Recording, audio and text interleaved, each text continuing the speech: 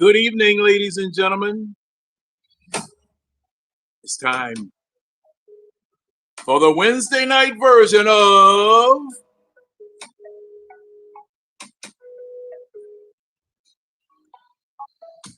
the Eye Test. Welcome, ladies and gentlemen. We are back here again this week. 4 more days and it's Football Sunday. 4 more days. Just 4 more days. About 3 more days now. Man, oh man, oh man. I'm trying to tell y'all, this thing, the train is at the station. They loading up the bags. They loading up the passengers. All aboard the Falcons Super Bowl hype train. All aboard. Get on, get in front, get in back. We gonna all get there at the same time. Ooh, ooh, ooh, ooh, ooh, wait. It's time. It's time, ladies and gentlemen. It is time.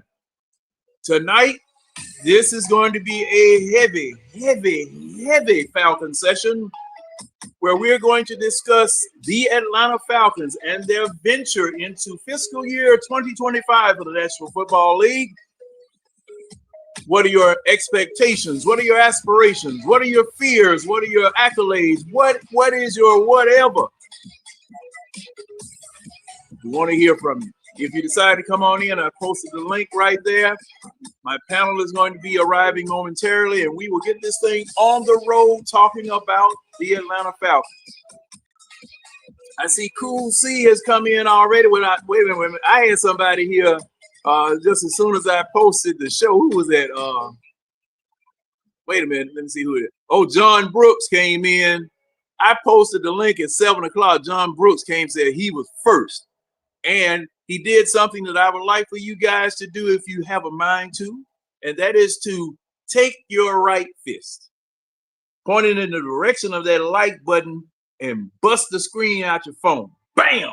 On the like button, if that's what you want to do. If you want to check and see how we do and then decide to mash that like button, that's okay too. But one thing about it, you could have been any doggone place else, but you're here tonight. We really appreciate you guys being here. Let me see who else came in. Cool C came in. Appreciate that, Cool C, coming in. And we have someone from Northern Nevada, Reno Way, Winnemucca, Wendover, West Wendover. But you're from Northern Nevada. Yes, I am familiar with it. Both 1570. No, 1580. 15 and 80 and 84. Yeah, I've been there before. But thank you guys for tuning in from Northern Nevada, and tell your people, if they're Falcon fans up there, whether they're Falcons fans or football fans, period, come on in, tune in, and be a part of the show. You ain't got anything else to do. It's probably what? It's, let me see, 10 o'clock, 9, 8, 7, 7 o'clock out there right now. Hey, and I know it's smoking down there in Vegas. So, take an opportunity, come on in. T-Dub, appreciate you coming in. And that's my partner, Winston. He'll be on in a minute. And like I said, tonight, this is going to be heavy Falcons discussion tonight because we have an appointment at 1 o'clock Sunday morning. Sunday afternoon, excuse me. Well, it's going to be morning for me because I probably won't get up until around about noon anyway. And I've already bought some stuff. Okay. Oh, Jonta Rozier works in Fallon. Live in Fallon, works in Sparks. Okay, yeah, that's right outside of Reno. Yeah. Hey, man. Yeah, I've been up there. I has been up there before. Beautiful country. But like I said, we have some business we have to take care of on Sunday, along with the other 31 clubs. During the course of the week, we're going to have a game tomorrow night. As well, I think we're going to have a Friday night game too. So this is going to be pro football weekend.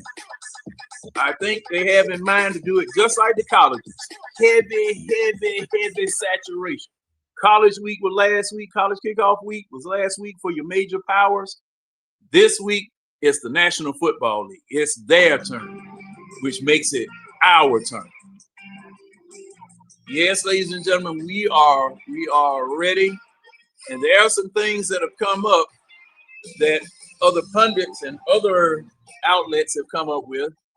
And one is going to be particularly interesting, but I'm not going to say anything about that one yet. We're going to wait and discuss this during the course of the night. Now, we also might get into, depending upon what the panel and you guys want to discuss, might get into handicapping the games that will be taking place this weekend along with ours. So, when you see that come up, feel free to put it in the chat. Feel free to put it in the chat and put it there as to who you think is going to win. I'll give some odds. But I don't know whether that's permitted or whatever. But during the course of the show, I'll be checking to see whether we can give odds and all that type of stuff. But betting advice, hey, you own your own. You own your own. All right. Let me see. I think Winston is here now. What's up, Winston? What's going on, Buck? What's going on? Man, trying to stay out of the way. Hey, man, I understand. Well, shoot. People got up working 2 nights in a row. Winston, what the hell going on? I know, right? I spent time for last night. Hey, man, look. and a long time ago, I had someone demonstrate to me just how much energy you use just talking and thinking. And I never really thought about it, but there was an exercise that a science teacher taught me.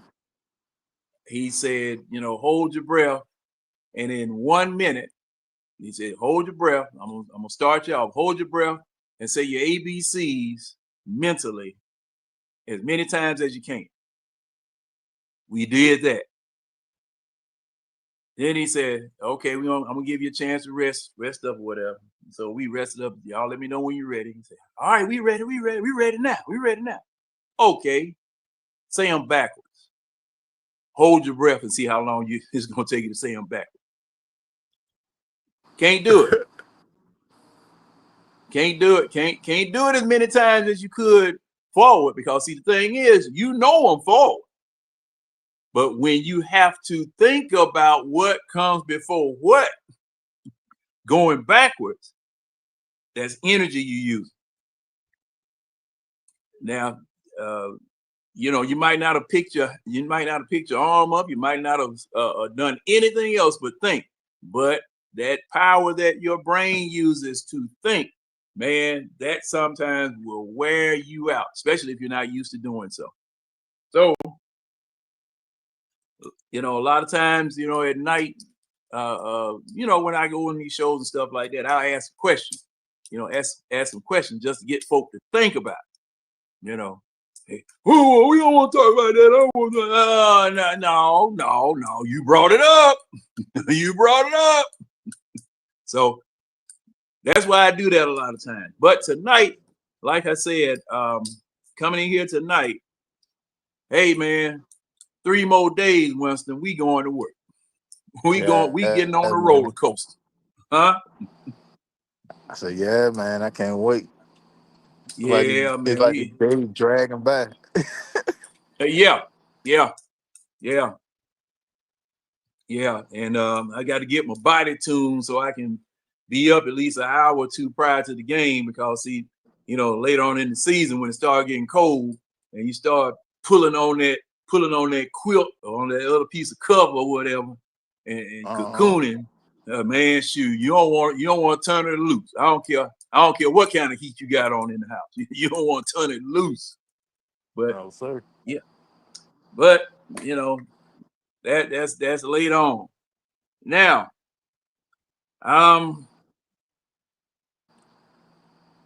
wait a minute, let me see what's going on here. All right, I got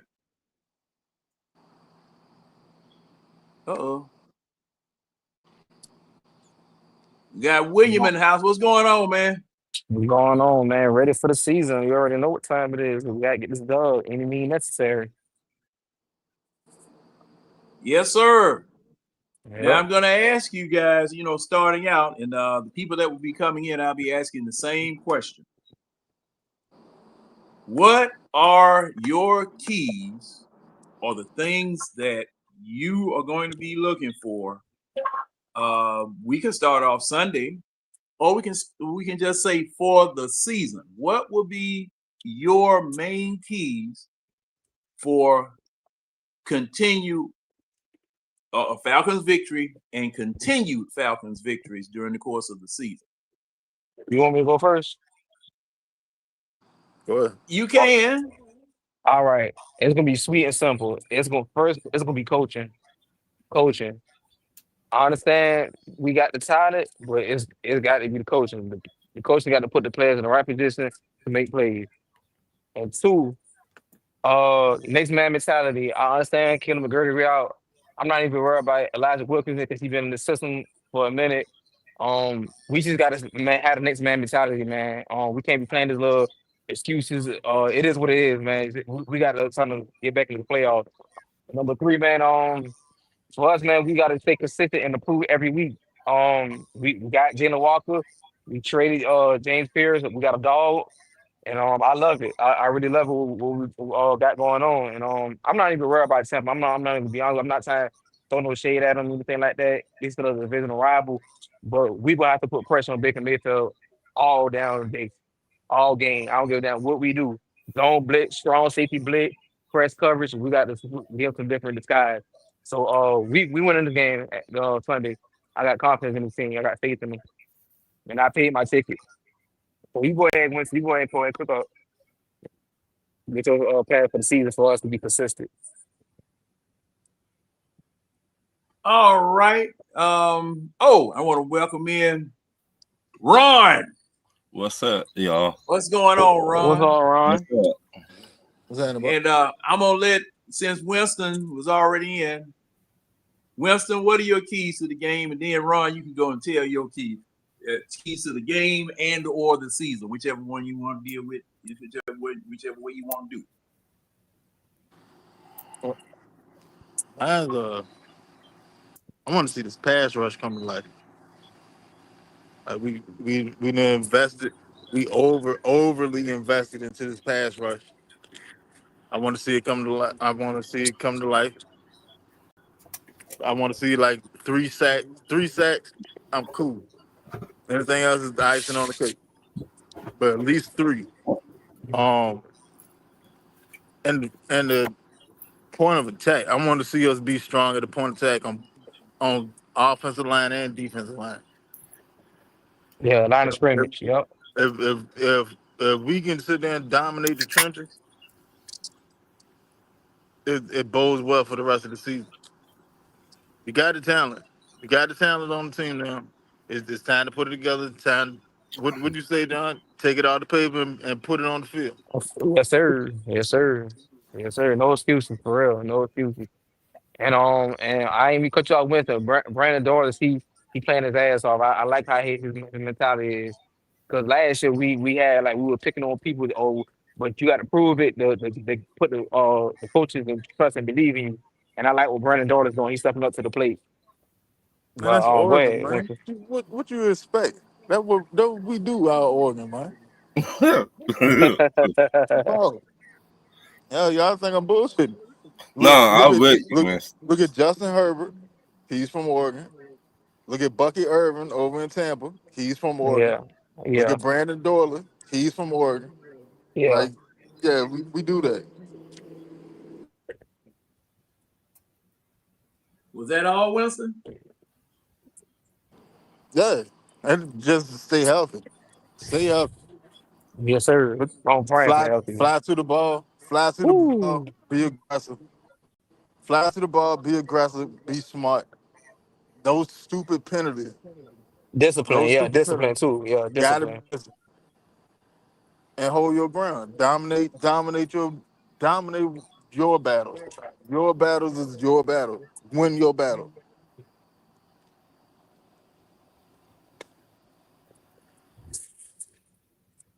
Okay, Ron.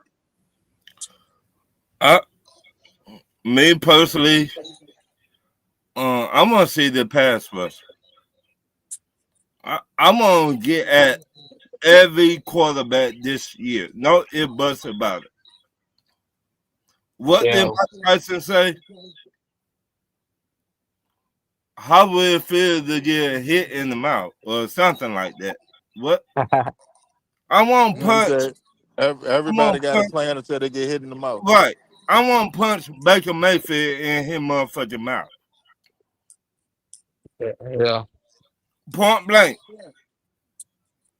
I want to hit every quarterback this year. No ifs buts about it. I want to start the wide receiver from other team coming through the middle. So that means put fear in their heart. Yep. I Don't own forget, that shit now. don't forget, start the run too. Start the run. If you to beat us by throwing the ball, then throw the ball. But I want us to start the run and hit the quarterback. I'm gonna see can we get 5 sacks every game this year.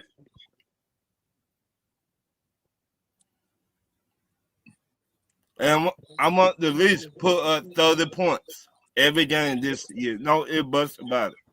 You said 5 sacks. 5 5 sacks. oh, God, that's what like 85. That's like 85 sacks in the season. God, Like 50, Mm-hmm. like Claire, like damn. yeah, Look, like yeah. look. I try But to be top. I agree with Wait a you. minute, But I agree wait a with you, minute. Ron. I agree I with you. try to be top 5 defense this year. Yeah, it's tired of the. I'm tired of the little boy. And we play multiple quarterbacks. Josh Allen, Jaden Daniels, Right. Jason I, McCarthy. if you hit them one good time, all that running, they will start doing all that running. I'm gonna put fear in everybody. I want people to be like, damn, we got to play the Falcons this year. Oh shit.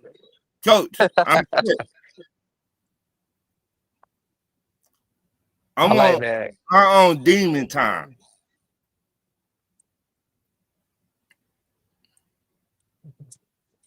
And I agree with you. it just take one time for Baker Mayfield to run him out. I want somebody to shut it Sunday. All that running he doing and talking shit, if you hit Baker Mayfield one good time, he will not be doing all that shit. Hey Ron, I'm gonna be honest with you. We ain't even got to worry about that because James Fisk gonna keep his ass in check. and Hey, Jalen Walker. I hey, pray they put him on his shit because I had to tell these Buccaneers fans I ain't mean to interrupt you, Ron. They talking about y'all got rookies. I said, and I said y'all ain't got no secondary. Y'all outside of Tony Whitfield, who do y'all have? Y'all the worst passing in coverage, giving up 350 yards in the air. Let's be real. Not worried about y'all secondary. I Good seeing want, you, Ron. I want this to be a statement game on Sunday. The statement, yeah, nothing to be. Yeah, yeah. That all you That got, Ron? all I got. All right. Now my list, and I got a list. And the general consensus from everybody so far is they want to see the pass rush, and I've got that on my list. You know, I've got 5 things on my list, and they're not necessarily in order of importance, but I definitely want to see this pass rush that everybody's been, thinking that we're going to have. I just want to see how it's going to go against one of the toughest offensive lines in football.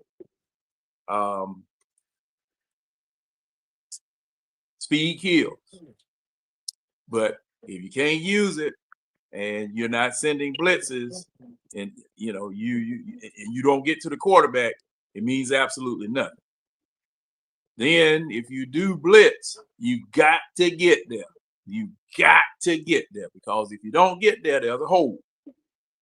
And you want to put enough pressure on the quarterback if you don't get there to where he doesn't see the hole in your zone or in your defense and can't take advantage of it. Secondly, the offensive line. We are patchworking. Starting out at the very beginning of the season, we're patchworking, plugging people in. You got to see whether those plugs that you put in are going to hold up, or are they going to work? You're going to be able to keep your quarterback straight. And my next point about the offensive coordinator is definitely going to be critical. Key. Yeah. Is going to be definitely critical as to how the offensive line looks, whether your quarterback stays healthy, whether your running backs can run, because you have got the what was that? You gotta get the hard hand fees. I know what you're saying. You got to stick with what's working. Stop second guessing yourself and start having teams getting turnovers and getting second chance. We can't have that this year. We cannot have that, Zach Robinson. Stop running Bijan Robinson to all the way to the horse cows. At least get Tyler Jib. Mix it up. Put two backs in. You gotta be creative, man. We've got to mix this offense up like seafood salad. I want crab meat in it. I want pickles in it. I want shrimp in it. I want cut up octopus in it. I want mayonnaise. I want everything. I want it to be a jubilee salad, a crab meat salad, a seafood salad. When you come out in one formation, stay in that formation, do whatever it is that you want to do out of it. Audible, move people around, shift stuff around. Do just like Kansas City does. Kansas City comes out, you don't know what they're getting ready to do. What you want is the opposing defense on the other side to be jumping around point. Soon as you see them pointing and tapping folk and all this type of stuff, you got them messed up. I need some quick huddles. I need some sugar huddles. A huddle right near the line of scrimmage, but not a real huddle to stop people from coming in. Get lined up. All kind of stuff. If I can do it on Madden, I want you doing it on the field. Dang. Okay. I mean, mix it up. You are an offensive coordinator. I want this team as dangerous as New England. I want this team as dangerous as Kansas City. I want this team as dangerous as Philadelphia. I want my offense coordinator to show the league that he knows what to do. Now, in line with what William is saying, you're going to have to use two backs, whether it be Warner back there or whether it be Algier back there, and you run a two-back set like we did with Kyle Shanahan in 2016. Mix it up. Just be completely unpredictable. This is what I need from you as an offensive coordinator. I don't need I don't need no plain vanilla ice cream. I like butter pecan. I like Rocky Road. I like mix it up. Yeah, no jet Earn sweeps and no your tight money. end scream. You going for a job next year, man. You going for a job next year. Head coaching job, something of that nature. Okay. Hey, and if you gonna try to put a groom TJ Yates for this job, you better doggone show TJ Yates how to do what I just described. You better show him. I don't want Michael Penix's uniform to have nothing but sweat on it. No rug burn, no blood from him because you let somebody sack him. I don't want to see any of that. Mix it up. Quarterback coach,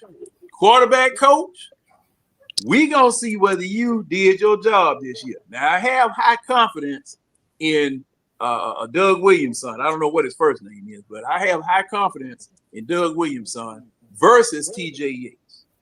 Okay, TJ Yates, that's one of Arthur Smith's holdovers. They had the man coaching wide receivers. He's supposed to be a quarterback coach. I look at what his record was when he played. It's just disgusting. Okay, my thing is, I'm just glad you're not coaching the quarterbacks. But quarterback coach, you and the offensive coordinator, both of you got jobs to do this year.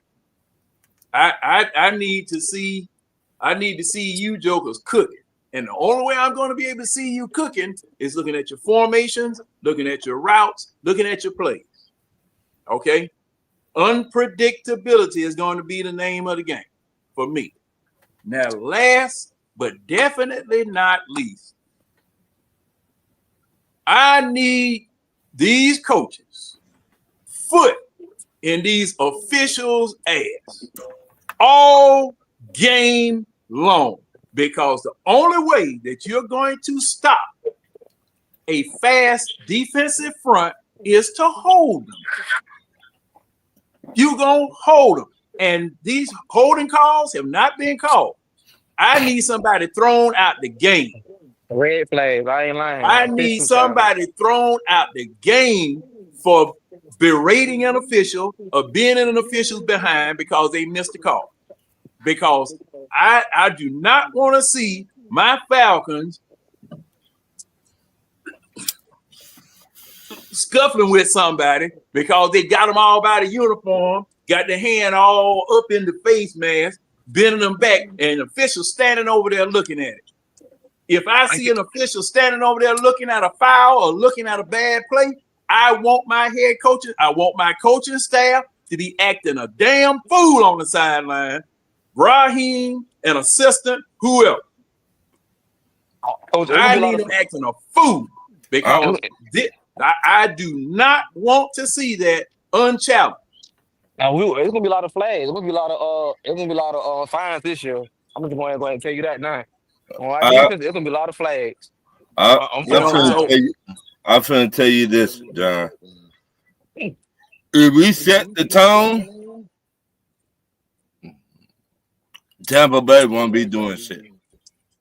If we set the tone, like no wide receiver coming across the middle, nothing. If we stop all that, Tampa Bay won't be doing nothing. And to be honest with you, Ron, bro, we could beat them. It just the coaching got to put the players in to execute. That's the thing. Like Coach say, Raheem Morris got to be on the field, stop chewing the gum, got to react with the players or the officials. He got to react. He can't just be sitting there and just look at the scoreboard. You got to be engaged with the players, man. And this This is the year he got to step it up. If he don't get at least get to the playoffs or a wild card, his ass got to go. I feel say that if we play our game, you don't play no other team game. You play your own game. If you do your job, like Bill Belichick used to say, do your job. Everything else will fall in line. But see, like you say, this is gonna be important. We can't turn the ball over, and we cannot give teams second chances to come back on the field. All gas, no brakes. 60 minutes. I don't care if we up by down 30. Put 50 on the ass.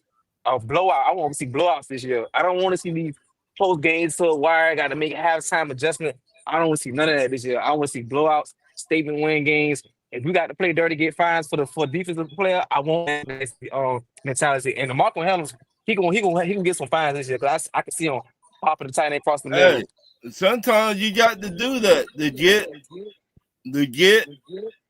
the other team attention. Respect. Yeah.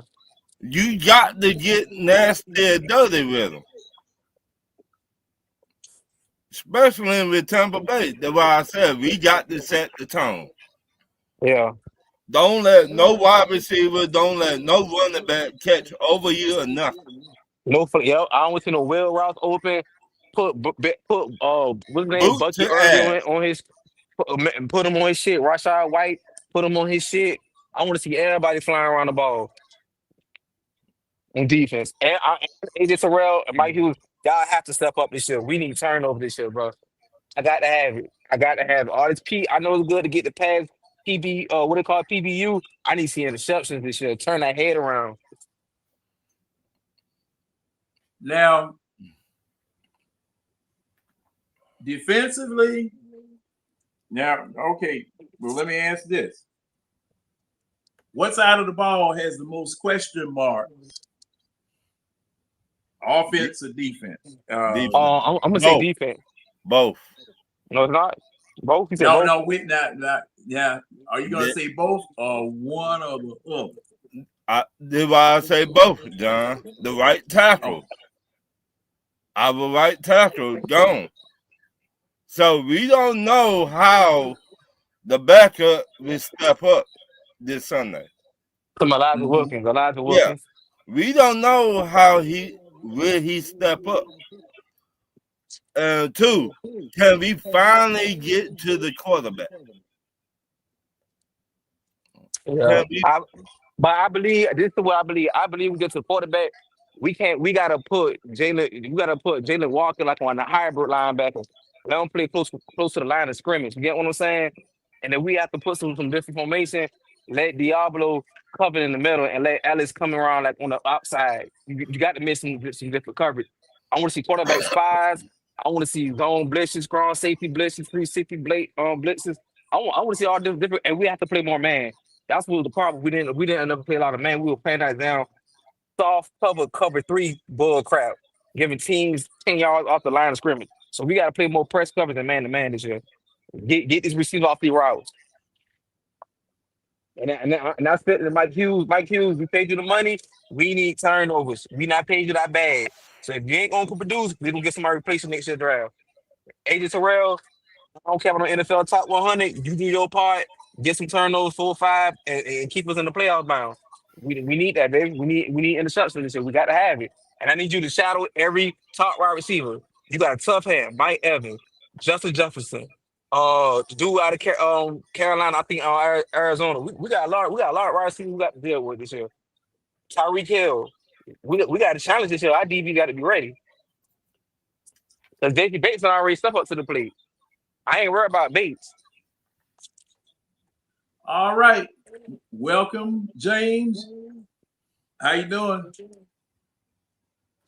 What's going on with y'all fellas tonight, bro? What's up, James? What's going on, James? Not much. We talking about the season and what's your predictions and what's we need to be better this year for the Falcons to be successful. Your take? John, how you doing? Winston, how you doing? How y'all doing? Good, man. Good. What's happening? Oh man, working overtime, baby, working overtime. Working over, yeah, it's overtime tonight, huh, John? Yeah. Well, no, it was overtime last night, but it feel like overtime tonight. That's what I'm talking about, John. So, yeah, y'all talking about the main concerns of the season, right? Mm-hmm. Yeah, well, like what do we need to? Yeah. What are your keys to victory Sunday as well as the rest of the season, or one or the other, or both? It's really three things. First thing, protect Michael Penix. Secondly, defensively, pass rushing, and it's four things because it's mainly on the defense. Make sure the linebackers do their job this year, and the secondary does its job this year. So those are my main concerns and my main things I'm focusing on. Because I think pretty much the offense has everything in sync. It's just mainly the defense. It's going to have to take some time to get some gelling together, especially with two rookies back there with Billy Bowman and Xavier Watts. Xavier Watt. Yeah. And James, I got a quick question. Did you think AJ Terrell and Mike Hughes have to step up this year? Because we got some tough wide receivers who playing this year. I know I ain't trying to get too ahead of the schedule, but I'm looking at we got some top wide receivers we got to deal with this year. And I think it's not just Jesse Bates the third have to do everything. I feel like as a whole unit, from the front seven, the linebackers, and from the secondary, we need guys like Mike Hughes to make plays. AJ Terrell, we got to have it this year. So what's your thoughts on that? It's more Mike Hughes than AJ Terrell, to be honest with you. Mm. Mike Hughes, Mike Hughes is a pretty good corner. He just and some well, all football players they got some areas they got to work on always. Hmm. So,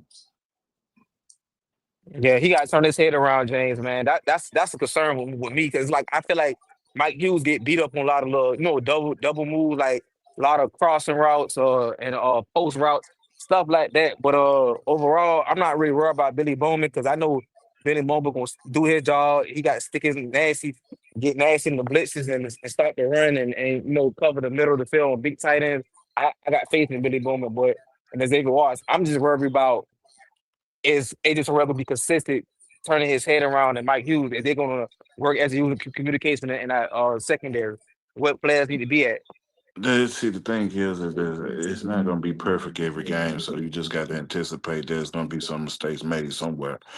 That's a part of football. So I'm not too much. Well, technique wise, I am going to be watching that, but overall, it's on a game to game basis because they may come out perfect one game and it may come out horrible the next game. So you just have to take it for what it is. It's football. Yeah, you're right. You're right. You're right. All right, Coach has come in. What's going on, Coach? What's up, John? What's up, everybody? What's going on? Hey, coach, All right. I'm gonna get with you.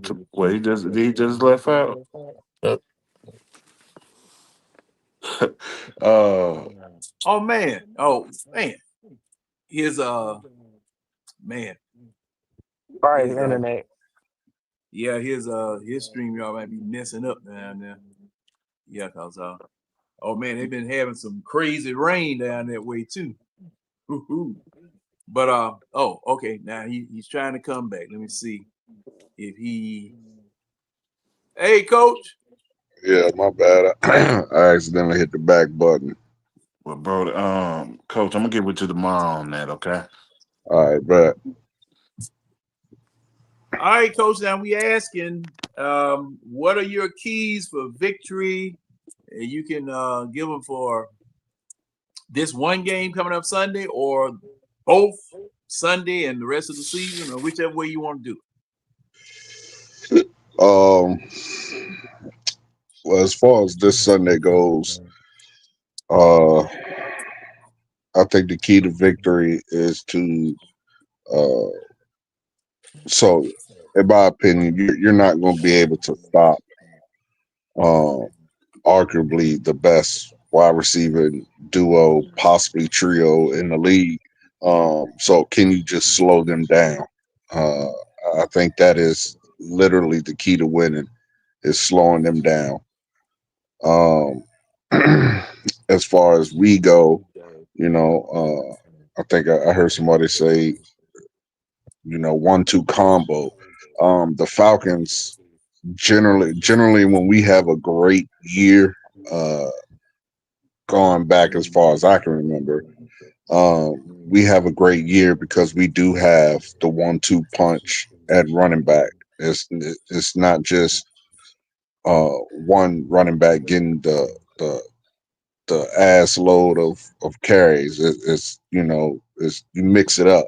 I mean, yeah, every time we've like 12-3 or whatever it is, 12-3 or whatever it is that we've had a great season. It's generally been on the backs of the 1-2 combo of our running backs, which allows your quarterback to do his thing.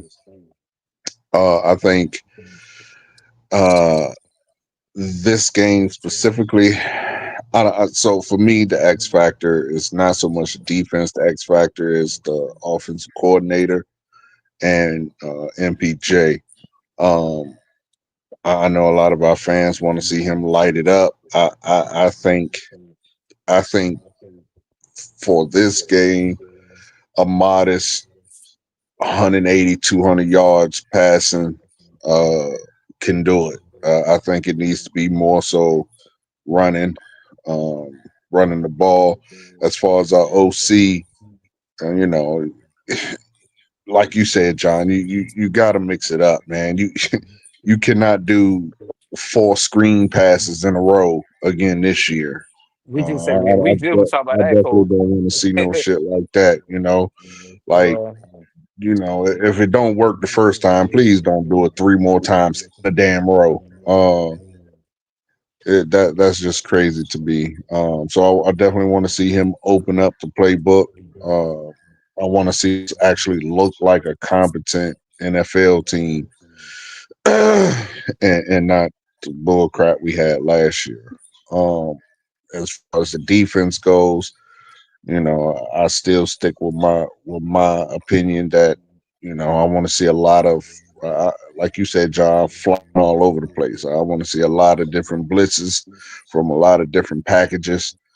Um, as far as AJ Terrell goes, I'm not worried about him. He had a down year last year because of the scheme we was running.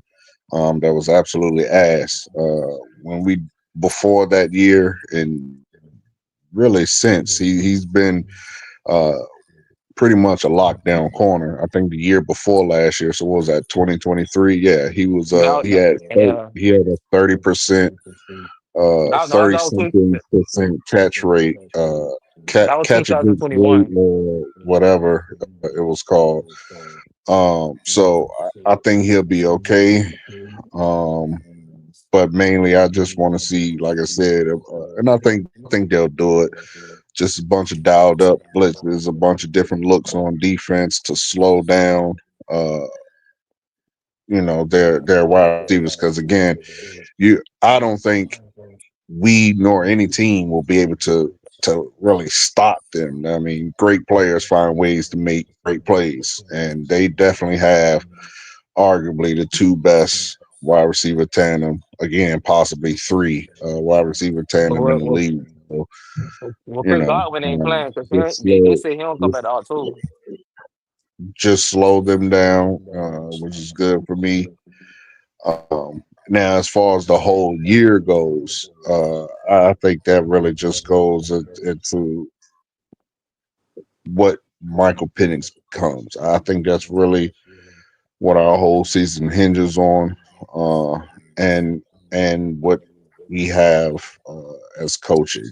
Um, I say all the time, I want psychopaths on my defense. I want to see, like you said, John, somebody getting penalties.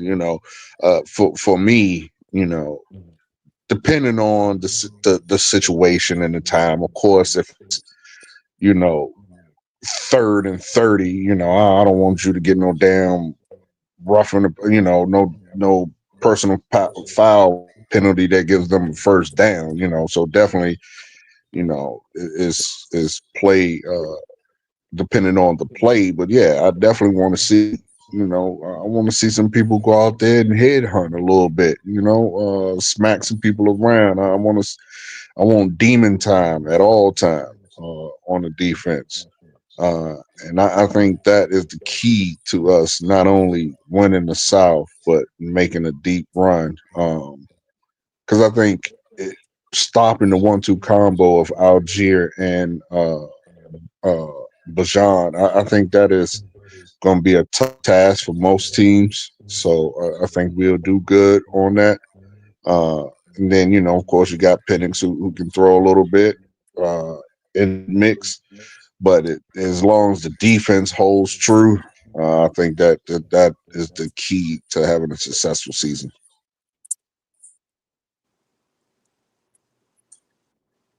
All right.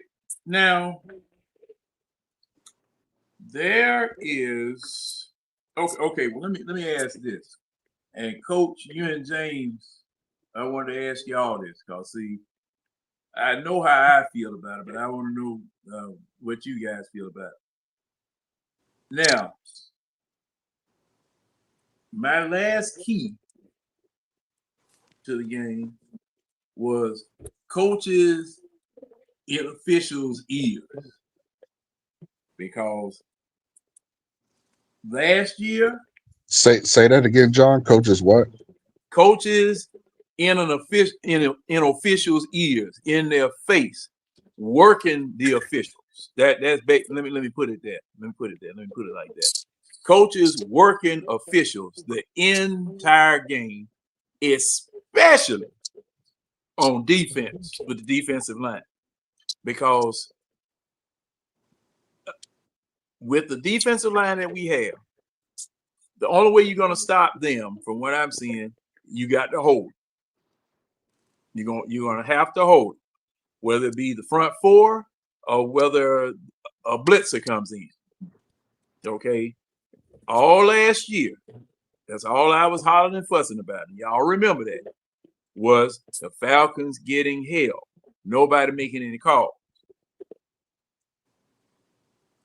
I'm of the opinion that the Falcons were not as vocal as they should have been last year as far as working those officials. Now, I can't say that with scientific certainty because, the camera only shows what the camera shows. Okay. And one thing about Raheem Morris, I don't think I saw him a couple of times. Going at it with an official, but I want to see folk in faces just like it's a baseball game. Just like those managers in the baseball game.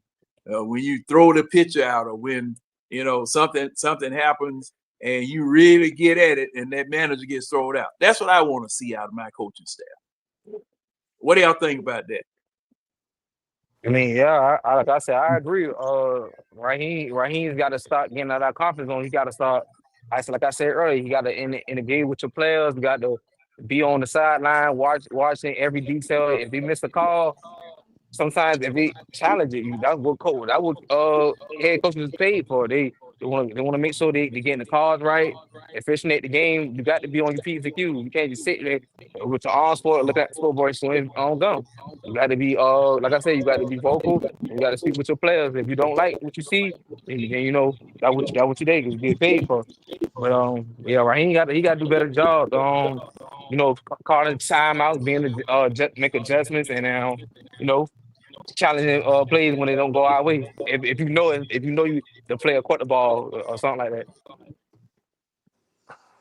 Uh, thank you, Coach James. To answer your question, John, I think like I'm with you, and see, I wish my good brother Toddy was here. I don't really like speaking on people that ain't here.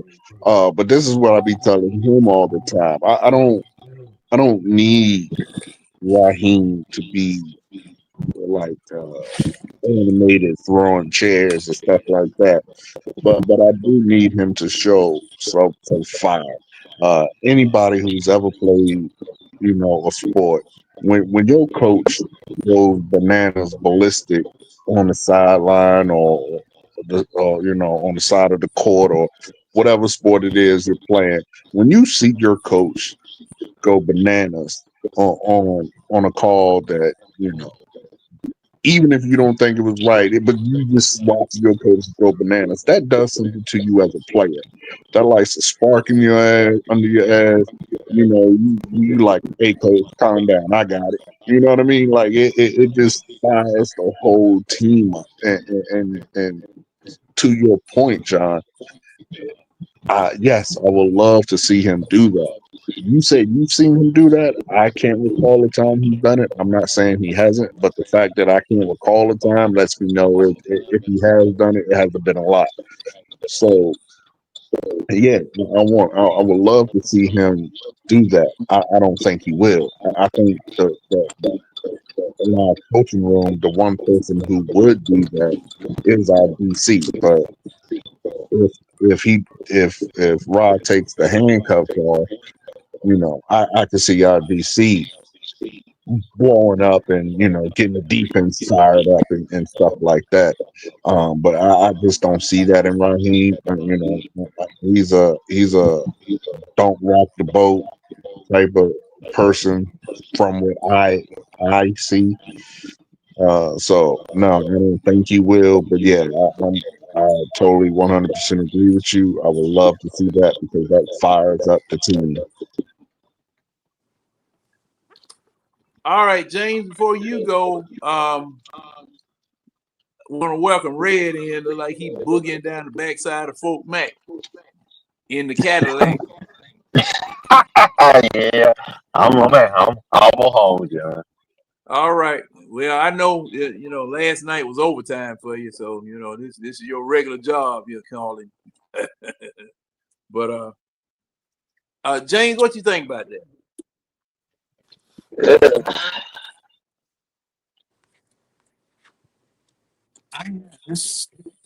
When the calls, I do want to see them animated in some systems and some I don't. I want to see a balanced approach to it. Especially when if the calls, if you see it, hold on, Rick. Hey, Red, mute Yeah. that mic there while you putting that oil in there.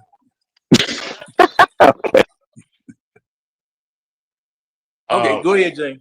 Well, what I was saying, I take a balanced approach, especially on some of the calls. If that is vaguely, you can see the penalty and it's not being called. Yeah, getting a tearing to them. But as far as the balance approach, I just want half. I want to see it, half I don't want to see it.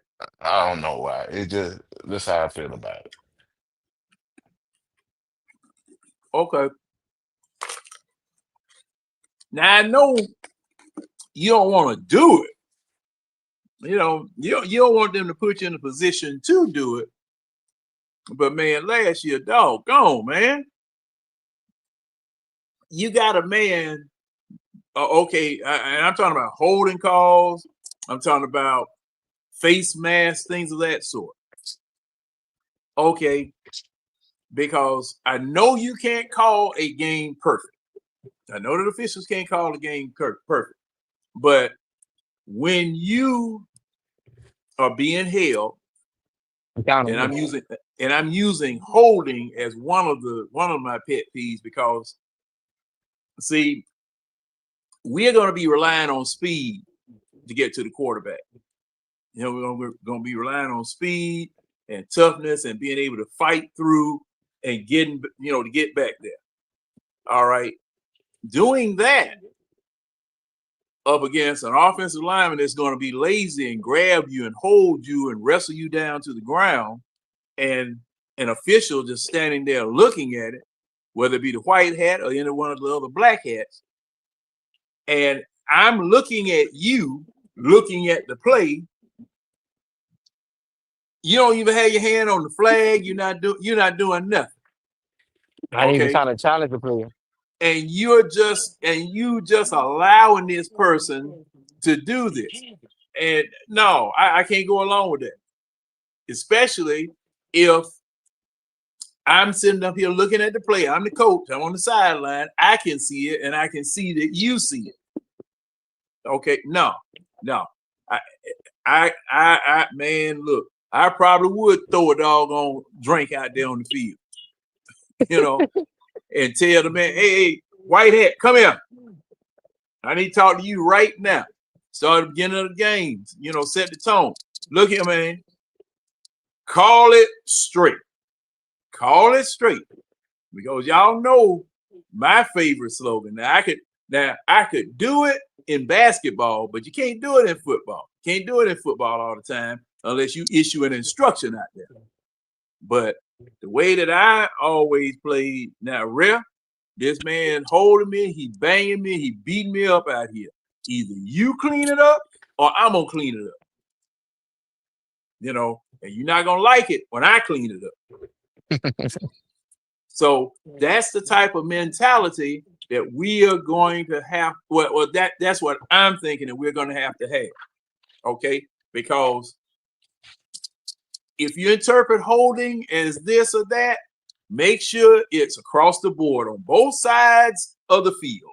Make sure it's the same thing on both sides of the field. Okay, best you possibly can. Don't be blatant with it. Don't be blatant with it. Don't sit up here and do something to my player that you're not gonna do to the other player that's doing the exact same thing.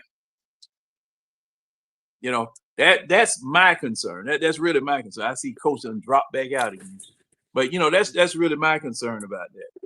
No, I didn't. I'm right here. I think that was James. Oh, so who is it? That James? Okay. Yeah, I need to hold up and do this here to make sure I know who. Okay. Yeah, I'm trying not to mess with my phone because, man, I send jokers to Siberia if I hit the wrong button. Winston, you still up?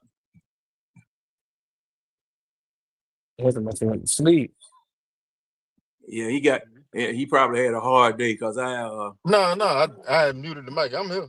I'm just sitting Oh, listening okay. to everybody I'm talking. Okay. Hey, you got anything to say on that? I mean, yeah, like energy is contagious. Where focus go, energy flow. So if your coach is on the sideline being lifeless, it's gonna trickle down onto your team. Yeah. Sometimes you just gotta snap just to wake up the team.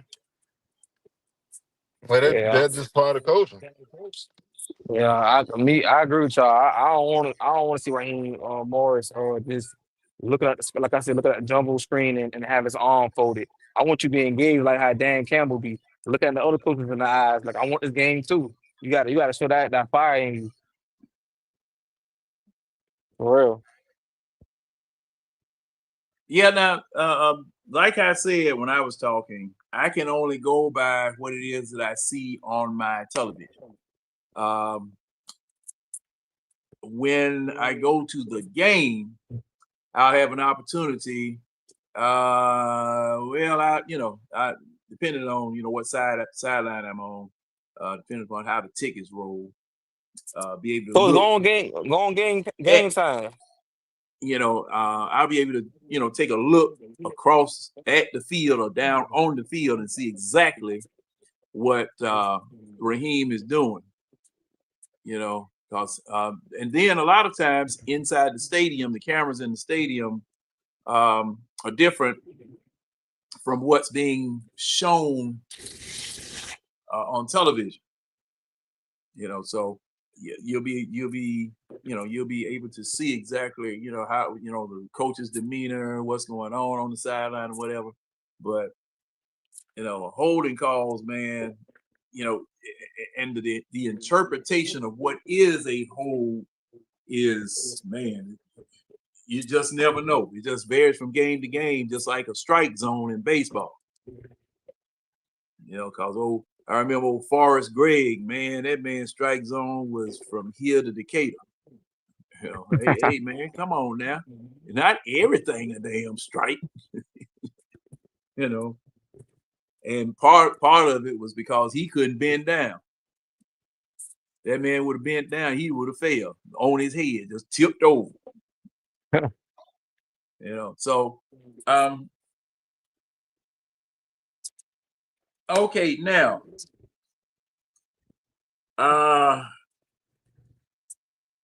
on a scale of 1 to 10, what is your concern level about the offensive line? I'm probably might go with 8 point, center. 8.5. Okay, Winston, what you think? I mean, all right, because with Brooks and now Brooks offensive line, we think on those, or we Ooh, have Winston, that. look like you might be in a bad cell. Try it again. I said, are we talking about the legit 5 on the offensive line, or are we talking Yeah. about with the Well, things that we're gonna I'm do talking so they about try to the just 1 through offensive 5? line that's going to start. Yeah, that ain't, what I'm saying is like, all right, because Wilkinson, I mean, 9 to 10, Charlie Warner will get some playing time come Sunday. So are we adding him as an extension of the offensive line or no? No. If we just going to tack, no, yeah. So Tackle the then tackle. about tackle about an 8, about an 8. Ain't even gonna Okay. lie to you. Yeah, about 8. Okay. Let me see. James, you gave your score. You said 8.5, right? Yes, indeed. Okay. And William, what score did you give? You said what score? What level of worry between 1 and 10 are you giving about the offensive line? Concern about the offensive line? I'm gonna say an 8 right now. An 8. I'm just worried about that. I'm really worried about a little bit of Ryan Newsel and Elijah Wilkinson. Trying to see if they're going to be good in pass situations or run blocking. But like I said, it's a long season, so I give them an 8 for right now. All right. Coach. I'm definitely. I guess I'll go against. Well, I will be going against the grain. I give it about a 4, 4.5, 5. I'm not really too worried about it. I mean, there are definitely ways that you could sort of disguise the situation. And it's not like that.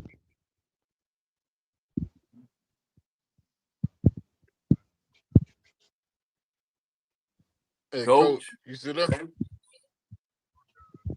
He's saying something because his icon shaking. Yeah, I see, but I don't understand why. Man, he must be in a real bad spot. You can't hear me? Now I can. It was I was hearing a little muffled pop, but I wasn't hearing your voice. Let me Okay, see. my bad. Can you still hear me good? Yeah, I can hear you. We can hear you. We can hear you. Okay. I was saying like a 4.5, 5. Because the from what I've seen, the guy that is going to start, he's not a rookie. He's actually started before. So I don't think it's going to be a who was that? Was that it wasn't Adrian Claiborne? I don't think it's going to be a Dallas situation where Sam Baker. What about Sam when Baker? when we got I can't remember who it was, but he got like 7 sacks because the tackle was a new booty. He was a rookie. That's So already. I don't think it's going to be that situation. So I'm not too worried. What was that? What was his name? It I wasn't know. Claiborne. It was I know who you're talking about. You're talking about oh the oh man. Hennessy. No. When we played Dallas, and Dallas had that new booty tackle, and not Claiborne. Dante Flower. No. Oh, It was Claiborne. Shit. It was Claiborne. Was it Claiborne? Yeah, it was Claiborne. Oh, okay. Well, he had like seven, eight sacks that game. He had six. Um, It was six against Dallas. okay, six. But they had a new booty. Like that was his first game. So I don't think we'll be in that situation. I think like I said, he started before, so I think we'll be okay. And I mean, if need be, you can always run away from that side or do a tall sweep, which I don't think I've ever seen the Falcons run with B. John. But anyway, a tall sweep to that side and just run around them. So, I mean, there's ways to fix it. Not fix it. There's ways to sort of hide it / mitigate it. So I'm not too worried. But I mean, if he's completely ass, then yeah, then that's gonna shoot up to an 8. But right now, for me, it's about a 4.5, 5. All right. Red, you got a lot of doggone questions to answer here because I'm gonna give them to you one by one. And I should have told you what the questions were so you kind of think about it. But Yeah. I thought this was the first one. oh no. Think about it. I'll be quick with them since I don't want to hold the show up. So I'll be quick. Oh no, man! Look, ain't no such thing. Shoot, we just like the post office. You'll get your package when it's time for you to get your package, just like y'all. Yep, there you go. You get your package when it's time. But basically, what keys do you have for success Sunday as well as the rest of the season? Things that you are going to look at. Well, we got to get what we always do best. We got to get that offense established. We got to be consistent on offense. I mean, 25 to 30 points a game. But I know I'm gonna have realistic expectations early because I know none of the starters played in preseason. So the first couple of games are probably gonna have to be our preseason. Tampa and we play week 2 and 3. Hopefully it won't be Minnesota. that. It won't be that rusty. We won't look that bad. But realistically, the guys didn't play in the preseason, so you got to give yourself a few bumps and bruises. But for the most part, just establish the offense. Jeff Ogret, you know what you got to do now. You know what happened this offseason, so you know what you got to do in the regular season. No excuses. But main thing, get our quarterback established. Establish our offense as one of the top offenses in this league. Well, you say the first game, or you say what I expect throughout the season, or just the first game? Either one or both. Okay, well, throughout the season, our offense needs to be established as one of the top offenses in the league. Peanuts needs to establish himself as a quarterback to be reckoned with.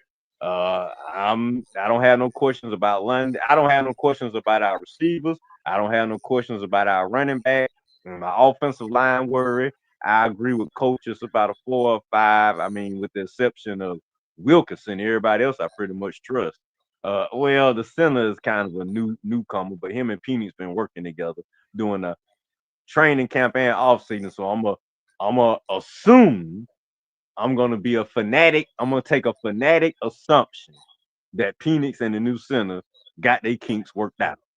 But other than Wilkinson on the left, even though that's the blind side, I pretty much trust everybody else. So if the blind side is giving us an issue, we definitely gonna have to think about making some adjustments, maybe putting Bergeron, but whatever adjustments we got to make on the offensive line, I'm assuming they're gonna do it. They ain't gonna let that hold us back.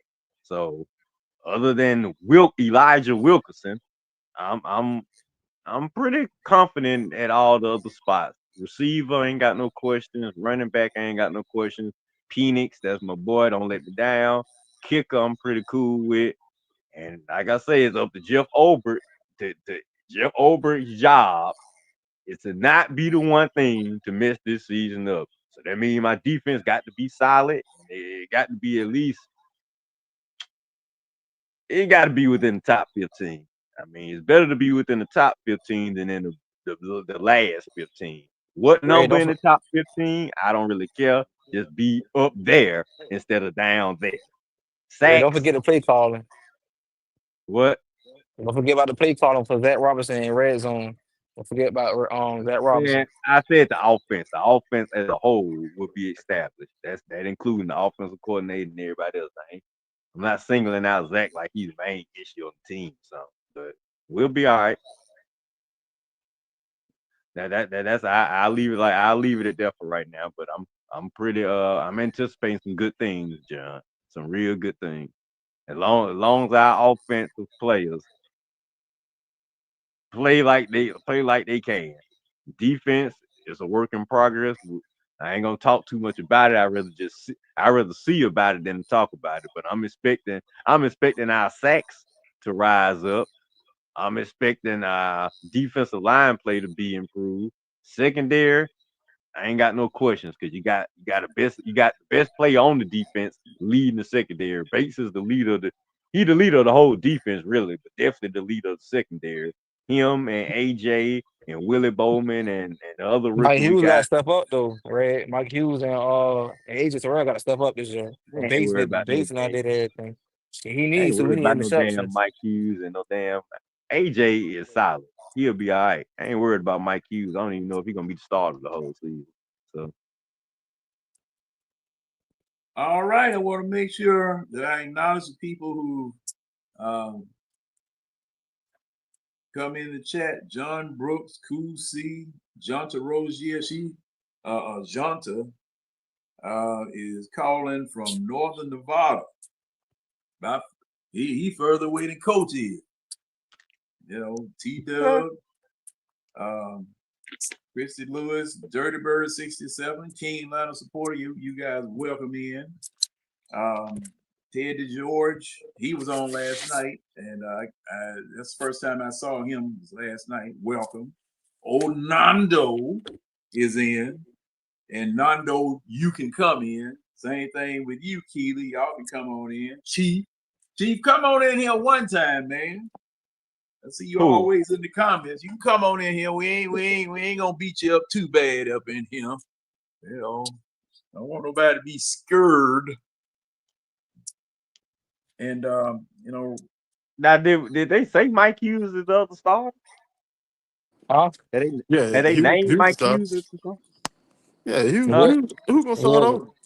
and he just started. They signed him a 3-year deal contract this season. This all season. All right. I'm just Yeah. asking. Oh hell, we got 7 cornerbacks. So they Hey, can throw any one of them over that. hey, the pretty thing, you notice that they took D Alpha from off of the nickel.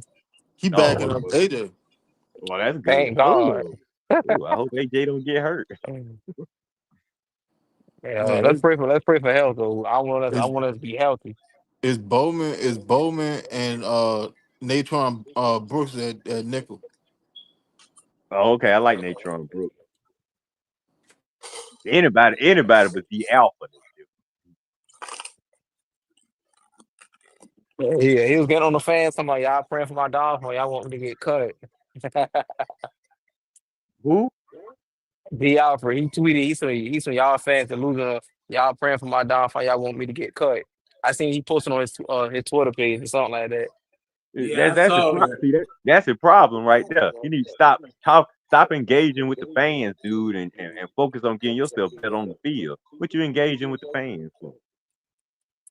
Yeah, and see, that's the bad part about this social media. That's the bad part about the social media. These people, some of them, let me preface that by saying some of them.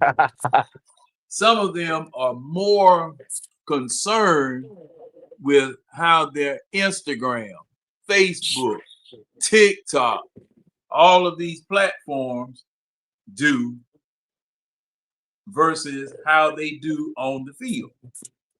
And, I mean, your coaches are the ones you're supposed to be trying to impress. Okay? Your coaches, not me. Okay?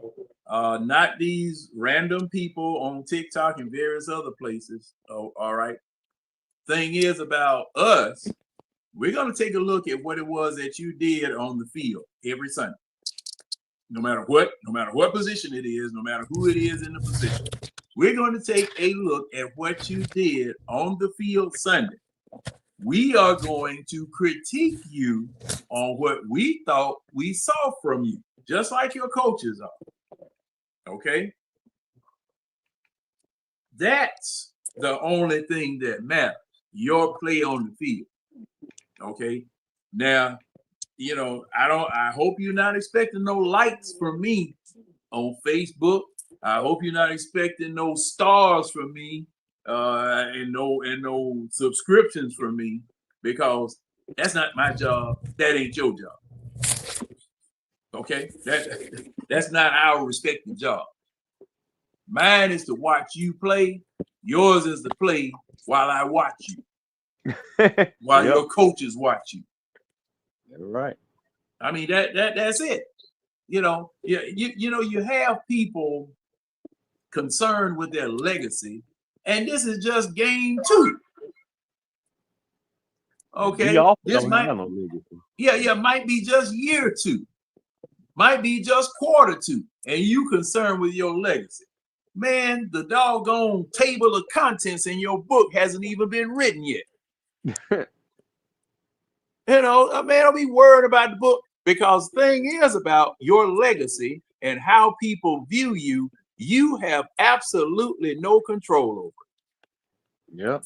And John, that's what happened with Michael Parsons. That's why I didn't feel sorry for him at all when Jerry was taking him through the runaround. Because, dude, you sat up there, all that podcast and all that running off at the mouth. You thought Jerry was going to treat you different. No, man, he was going to treat you just like he treated everybody else. And now you rubbing folks the wrong way in the locker room, free agents telling you that they happy they not even with the Cowboys no more because of you. That's what I was saying. What's the guy that went to Seattle? He went off on Parsons when he left. Oh, it's Earl Thomas. Earl Thomas? Who? No, not Earl Thomas. Pete Carroll? Who you talking about? I said the guy that used to play with Dallas that went to Seattle last year. You said. Oh, you talking about Lawrence?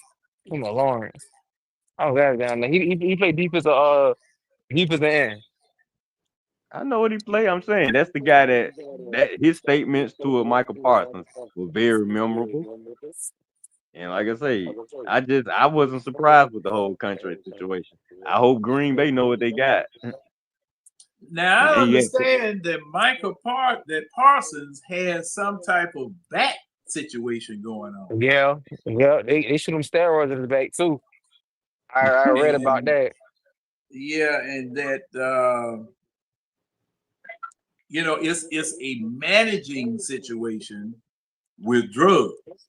Okay, he needs to be and this is basically what I've read. I don't know whether these were doctors that made this assessment or not, but basically from what I read, Parsons has a issue with his back that is being managed with drugs, but in order for it to heal, he needs to shut down for a couple of weeks.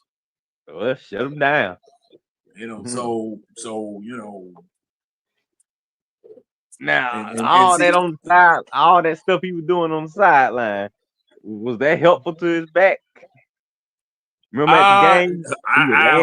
I don't think so. I don't think so, because laying on the trainer's table when he was at the game, that wasn't helpful to your back.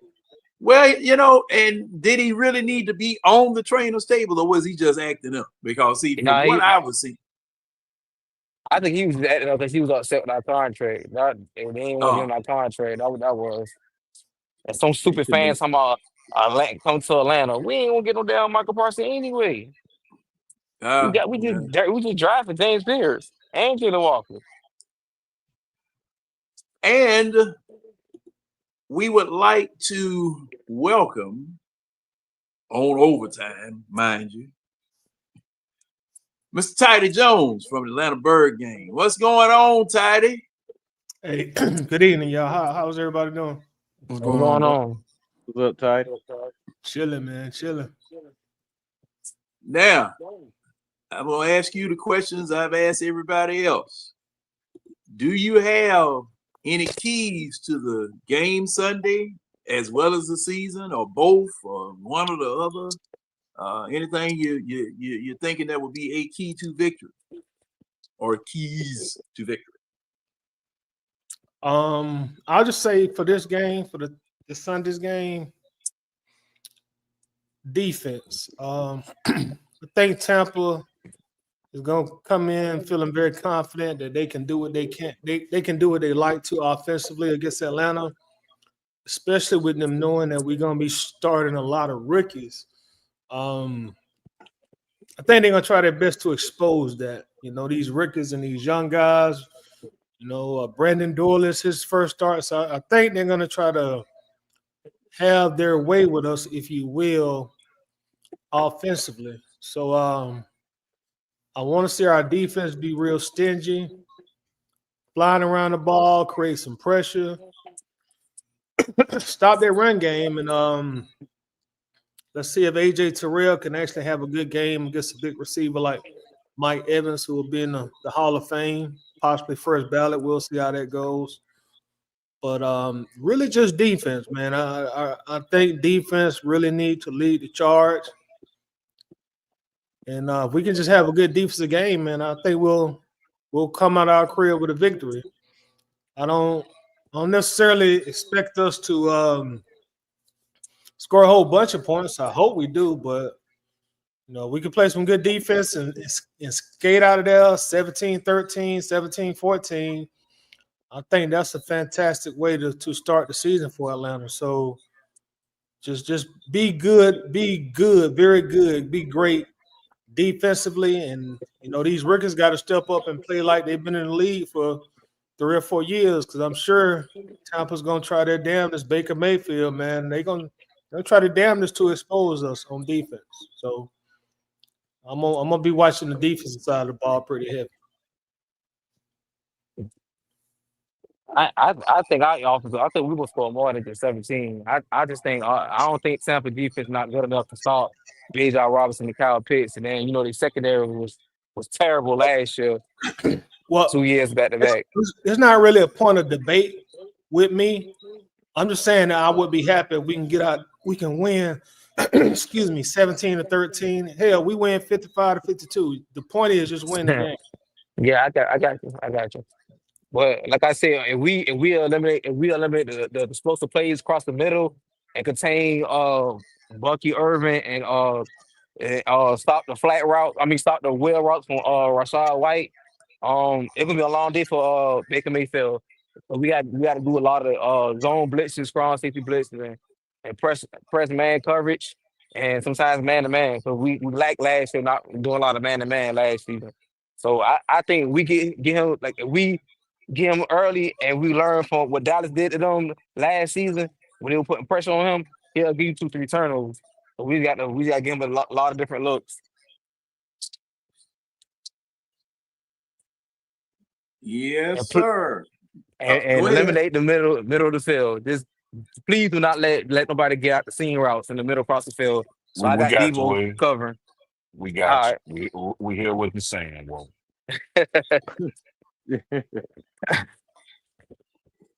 Now, I was going to wait to bring this up. Before you do, Tidy, what's going on, bro? How you doing today? Chilling, James. What's going on, my brother?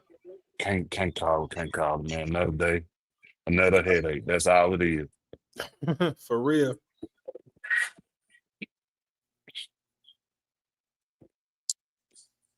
You go ahead, John. You go ahead, Oh, John. okay. My bad. Okay. Oh, no. Hey, man, this is Wednesday night at the barbershop. We couldn't have late. You know, they already got me entitled, so hey, what do you want?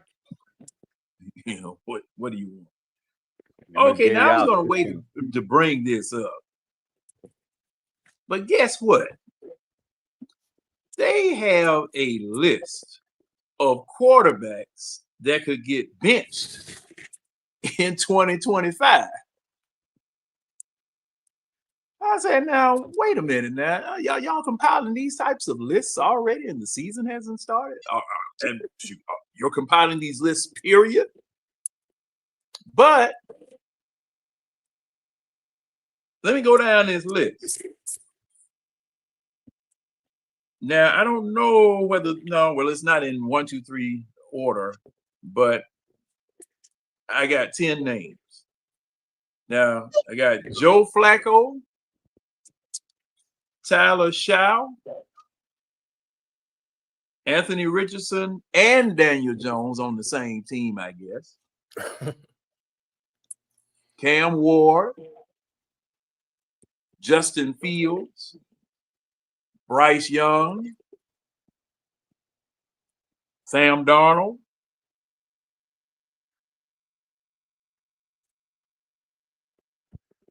Michael Penix, Nah, that ain't gonna happen. Russell Wilson, Aaron Rodgers. Michael Penix is on this list. Huh? It's a lot of hating, man. I only thing I'm gonna say about that, they want the Falcons, Michael Penix, because they keep saying that going to play 3 games. I ain't about to fool up with that bull crap. That's people's opinion. Now let me read this little blurb of a paragraph under this for Michael Penix. It says the biggest reason Michael Penix is on this list is because they still have Kirk Cousins on the roster. Penix still doesn't have a lot of NFL experience, and the Atlanta Falcons have playoff expectations. Thus, if they get back off track, don't be surprised if the 4-time Pro Bowler gets a chance to save the day or season. I got to ask you all individually what you think about that assessment and the fact that Michael Penix is on the snatch list. Like he's on Showtime at the Apollo with the hook, with the man with the hook waiting in the doggone rafters over there. Sandman. Yeah, they're like Sandman. And Tidy, you go ahead first there since you spoke up first. What you thinking about that, ball? Y'all gonna throw some tomatoes at me, but look, this is Tomato Alley. I won't, because I'm pretty sure we're on the same side of the street. Once you read the names, well, first I knew Penix was going to be on the list. If not, you wouldn't have brought it to our attention. But beyond that, oh man, was I that obvious? Good grief! I'm trying.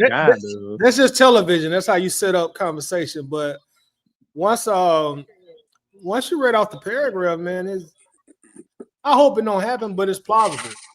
We got to keep in mind that Michael Penix he's only started 3 games. He's only won one game. You still got $40-50 million sitting on the bench of 14 years of NFL experience. So everybody upstairs backs are against the wall. Raheem, Terry. So if the road is rocky and Penix progressions isn't where they exactly wanted to be, he could find himself in a situation like Bryce Young was when he got benched, and who was it?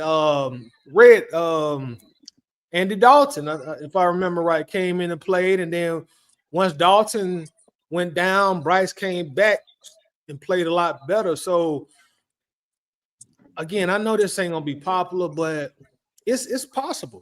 It's possible. Especially if we ain't putting up a lot of points, by game 5, game 6, game 7, and they feel like Kirk is healthy, because let's be honest. I understand that he was playing against the twos, but every report I saw said Kirk was lighting up in camp, and I'm sure he's well rested. He should be healthy. So don't be surprised if they don't like what they see from Penix and they feel like he needs more homework, more study time, and they go back to old Kirk Cousins. I hope it doesn't happen, but I'm not gonna sit here and act like that's the most appalling thing that I've heard this week, or it's a surprise to me. It's plausible. It's very plausible. All right, James, you next up, boss. What you thinking about that? So to me, you can't rule it out. That's the first thing. You can't rule it out. It's the same. It can be the same thing that happened to Kirk Cousins after so wide. They had to replace him and everything, and it can be a role reversal this year if he stinks it up. Um, to me, to be honest with you, I think he's going to do enough to keep himself on the field, even if it's this close games. They're going to still keep him on the field because he You got doing he get trouble. his well. My bad. Um, so pretty much it can happen. Yo. It can happen. I'm definitely not going to knock it, but overall, I feel confident that he'll get the job done. I think he progressive. I think it's still going to be some humps along the up his progression, but he's going to do enough to keep the job to me. All right, Red, you next up. What you thinking, Red? Will not, won't, absolutely guarantee won't happen. Okay. The only way Penix come out that game is if he hurt. If he ain't hurt, he gonna be our quarterback in that position for the next 10 to, well, how old is he now? 24, 25? I'll say the next 10, 11 years till you about 35, 36. He is our quarterback here and moving forward. We got us a quarterback now. I ain't thinking of that garbage, trash, uh, journeyman quarterback crap. Penix is our guy, and he gonna be our guy moving forward. Kurt, I hope you're enjoying your last season in Atlanta, because this is your last season. And if you touch that football field, ooh, boy, that means Penix is carried off the field on a stretcher on his way to Grady Hospital. That's the only way you're gonna see that field, buddy. I agree with Red though. I don't think Michael Penix. I mean, that's gonna happen. He gonna Hey, throw William, interceptions. hold up, William. We going in All order. right, We going in Going in all order. right. order, William. We going in Lord have order. mercy. Cause see, hey, Look, you man, see where you pump the are. brakes. Pump the You brakes, bro. Pump the brakes. They'll get to you. okay? Just Hey, hold William, tight. you see where you are, right? William. Hey, y'all go ahead. Go ahead. I'm on mute. Y'all rotate.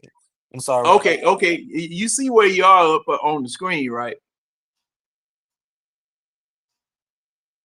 Oh, I guess he don't have a traffic light. He got a doggone Christmas tree on the racetrack. Nah, he at work, so he got his phone sitting down. He just got an Okay. earpiece in. That's why he be Oh yeah. talking so man. He got to hurry up and get his opinion Well, in see for the that was Super he got a Bowl. Christmas tree, man. I didn't know I was at Atlanta Speedway. He got a Christmas tree. Yeah, we got to hurry up and Everybody get his else got opinion out. traffic lights. He got a Yeah, Christmas tree. his supervisor right around the corner. Man, I tell you. Hey, You remember Winston, them days, you man. next up.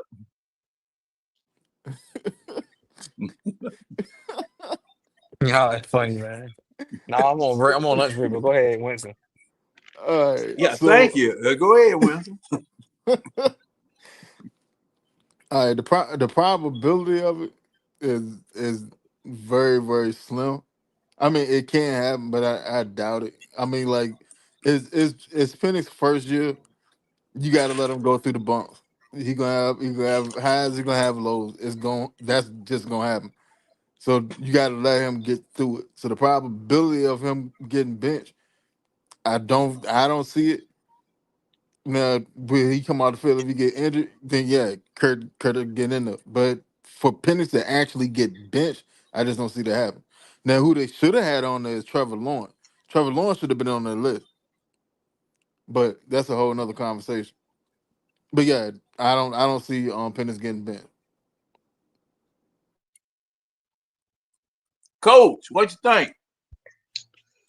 Um, I mean, I pretty much agree with what Toddy said. I think, I mean, if we start like 0-5, 0-6, and God a dang. large part of that is due to QB play, I can see it because We start again, 0-5 on Raheem. I agree that the front office is on somewhat semi hot seat. Uh, so a terrible year this year will more than likely, I say like 85 to 90% likelihood that somebody getting fired in the front office. So I think it'll be a little bit more pressure to make sure that this season doesn't have a meltdown like last season. So it's quite possible. I mean, again, you do have Kirk Cousins in the wings, so I mean, just to think that it absolutely can't happen, in my opinion, it's crazy. It definitely can happen, but I, like everybody else, I don't think it will. Uh, but again, we don't know what we have at QB yet, so it's possible. All right. William, what you thinking? It's your turn, William. Put that peanut butter sandwich down and talk to us, there, bro. Basically, y'all funny. I ain't even know I'm drinking some coffee, but honestly, Drinking only time I coffee. say, yo, I don't get off till 4:30 in the morning. But basically, what I'm gonna say is Woo! 10 hour shift. All right, man. Um, I don't think it's gonna happen unless we, you know what I'm saying, like coach saying we kind of like out of the playoff race. They'll probably Oh, bench man. Michael Penix, but I don't think that's gonna happen though. I just think he gonna have his ups and downs, gonna have turnovers. I mean, that's football. Everybody gonna have interceptions, but overall, he will be all right. I don't think he gonna get benched. Okay. All right, now,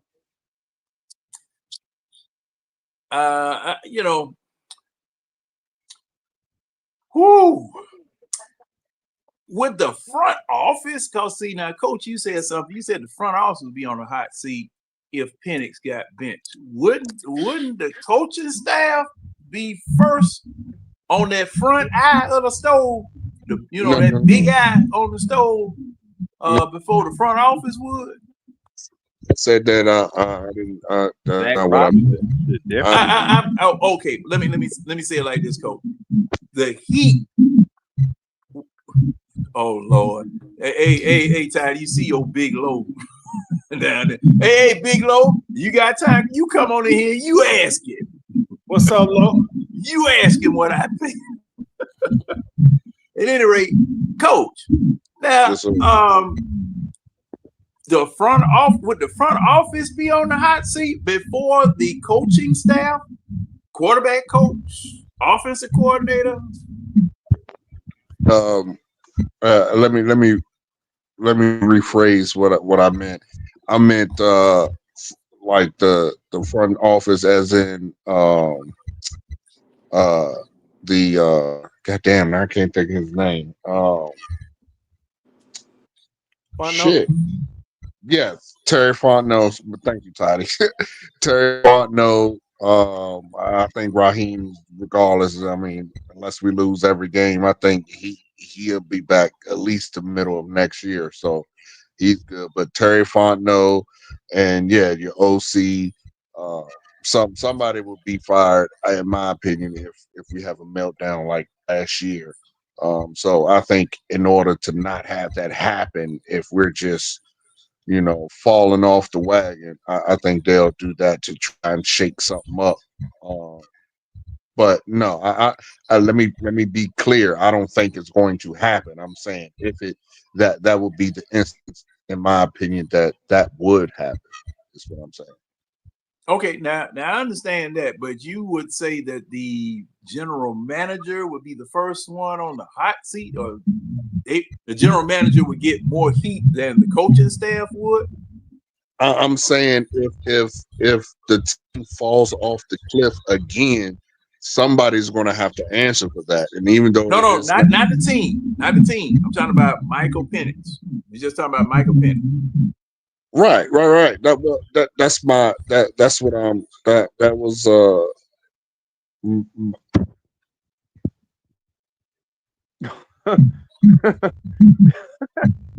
Coach, you muted your mic.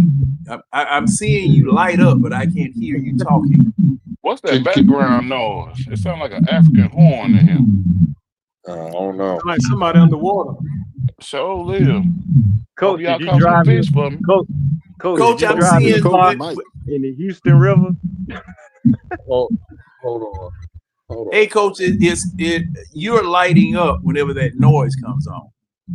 Okay, hold on. William, are you jumping in the pool at work? Now, William on mute.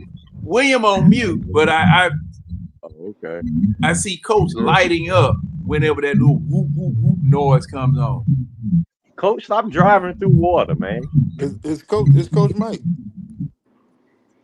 That cheap little mic you bought from that I cheap think little he's coming head. through the All phone. right. Can Coach, yeah, you need it's to get on my some beats, phone. Can you hear man. me better now? Yeah, get beats by Yeah, Drake. Can you hear me better sound now? like you. Try it again.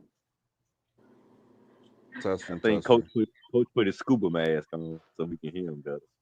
Try it again, Coach. Testing. Okay, yeah, you coming in good right now.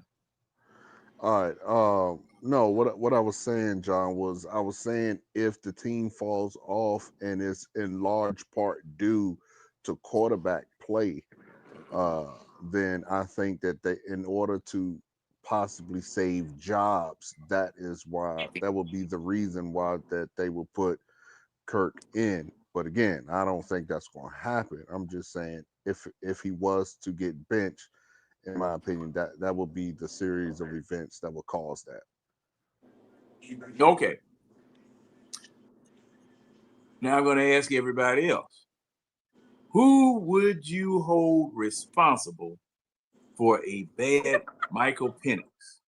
That would, and say for instance, it's clear beyond a shadow of a doubt that he's not reading defenses correctly, that he's overthrowing people, underthrowing people, holding the ball too long, all of the foibles that a quarterback can go through.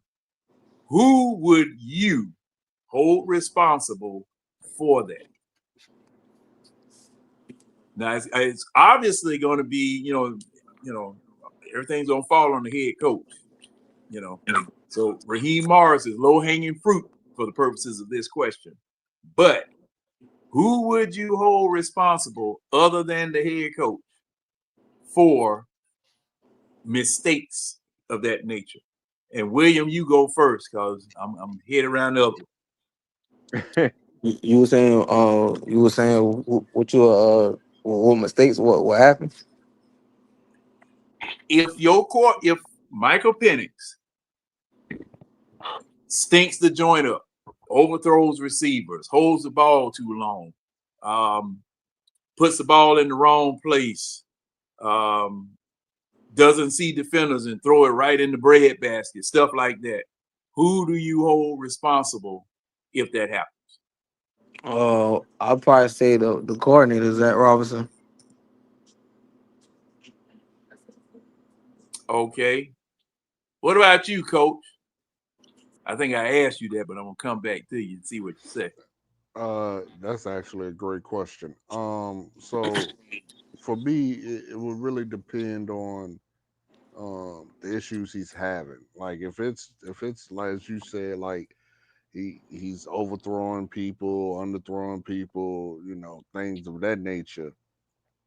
I mean, I would ultimately hold him responsible, and then whoever the quarterback coach is and offensive coordinator. But if it's issues that have if there are issues that were prevalent previously, known issues, then that for me that you ultimately hold the scouting team and general manager accountable for drafting him in the first place. I mean, if it's and I'm talking you talking the whole season, right? Not just one game, right? The whole season. Yeah. I'm talking about, cause see, I'm premising this that it's going to be some games where this would have to happen in order for him to get benched. Not just one game, but games. Right. Okay. Yeah. So yeah, in the course of the season, maybe not the whole season. So yeah, then I would, like I said, if it's issues that were already known, I mean, got to kind of hold the scouting people and the general manager accountable, because I mean, these were already known issues. Um, but if it's just rookie, not rookie. Let me rephrase that. If this is first year starting mistakes, then I mean, you got to kind of put that on the OC for not putting him in better positions, and the QB coach for not preparing him for an NFL season. All right. I'm gonna go to Tidy. What you think? This is a compelling question, John. Let me do this first in order to answer this question, if you guys will. Michael Penix in 3 starts last year, he had a record of 1-2. He completed, and these are the games he started, of course. He completed right at 58% of his passes. 3 touchdowns, 3 interceptions. I get it. We can argue on another show whose fault it was. But in the stat book, it's 3 interceptions. 78.9 rating. The $50 million man that's on the bench, Kirk Cousins, started 14 games, had a 7-7 record. As bad as he was at times, he completed 67% of his passes. 18 TDs, 16 interceptions. Quarterback rating surprisingly at 88.6. Now I'm about to answer your question, John, and I know you said it's low-hanging fruit. But I'm going to give it to Raheem Morris, to y'all's surprise. And I know y'all call me his bodyguard, but I will give him 98.5% of the blame. Why, you ask? Because if Penix, as you said, John, if he's without a doubt just not ready, if he comes out there, and I think you, and I'm guessing, John, you said if he's just terrible. Yeah. Mm-hmm. Then I'm going to ask my head coach, why in the hell was there not a quarterback competition in camp? What about Penix last year? These numbers, these stats, and now not looking at this out of these biased Falcon shades that we like to use. What made him the undisputed starter and there was no quarterback competition in camp? And then y'all will have a bigger argument about these boys didn't play no preseason and your quarterback looking like this. I can't blame Zach Robinson. I can't blame the quarterback coach. I ain't going to blame the offensive line. I'm going to blame Raheem Morris, because that tells me you should have had a quarterback competition. That's my answer. All right. Red. Yes, sir. What you think? I think Tidy presented a hell of that Tidy gave a hell of an ounce. That's what I think. Man, I really don't know how I can disagree with just the thought process of that, because if Penix does struggle and struggle the way you say struggle the way you describe, John, then I have no doubt that all of us are gonna look back to it the preseason, to it the head coach and decisions he made not to play him first of all, and if we played him and you saw he was struggling, then why wasn't a competition? So tight end definitely presents a hell of a theory. But like I say, I just really believe Penix is really he's better than that scenario you presented, John. I don't think he's gonna stink that bad to where we have all these questions about, oh my God, did we just draft another bust? Did we gotta throw Kirk back in there to save us? So because if we at that point, if we at that point of the season where we thinking Penix is a bust or he's just not ready right now, and we got to throw Kirk back in there to save us, oh yeah, we have definitely taken a step back. And like Coach said earlier, some heads probably gonna have to roll because that's not the scenario I envision about my Falcons. I don't envision any quarterback issues. If anything, it's the defense that's supposed to be trying to find itself right now. The offense supposed to be stable and solid. And even though Tidy, you brought up the turnovers he had those last 3 games. One, those 3 games Penix played, Falcons averaged over 30 points a game. All 3 games. I think it was 32.4 points a game. And unless he's just a straight bomb, I just don't see the kid regressing. I see him getting better and better with each game and each start, which is what I saw in those 3 games last year. So anticipating that. But to answer your question, Raheem definitely might get the blame. If we having quarterback questions, Raheem will get the blame because of what happened in the preseason. That's what I believe. Even though the offensive coordinator usually gets the blame in situations like that, we it's kind of an unorthodox situation because, like I say, we didn't play any starters in the preseason. And he's done this 2 years in a row now. So if the shit hits the fan, his ass gonna hit the fan, and he gonna hit the fan with this fan base on his ass.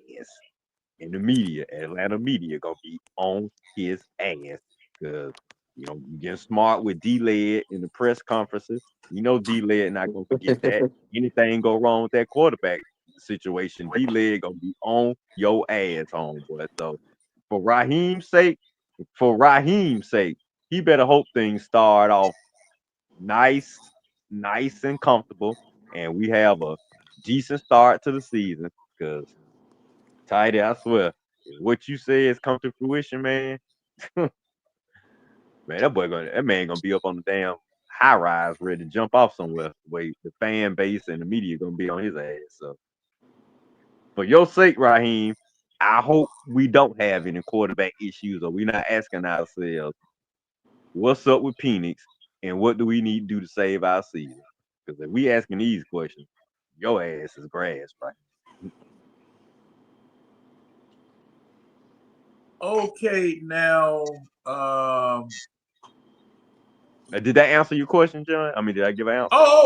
hey, yeah. I mean, you gave your opinion, just like Tidy and everybody else. You gave your opinion, but this is, I'm debating as to whether to throw this piece John, of. you got some good questions tonight, man. Yeah. I thought I could just ease into some of these questions.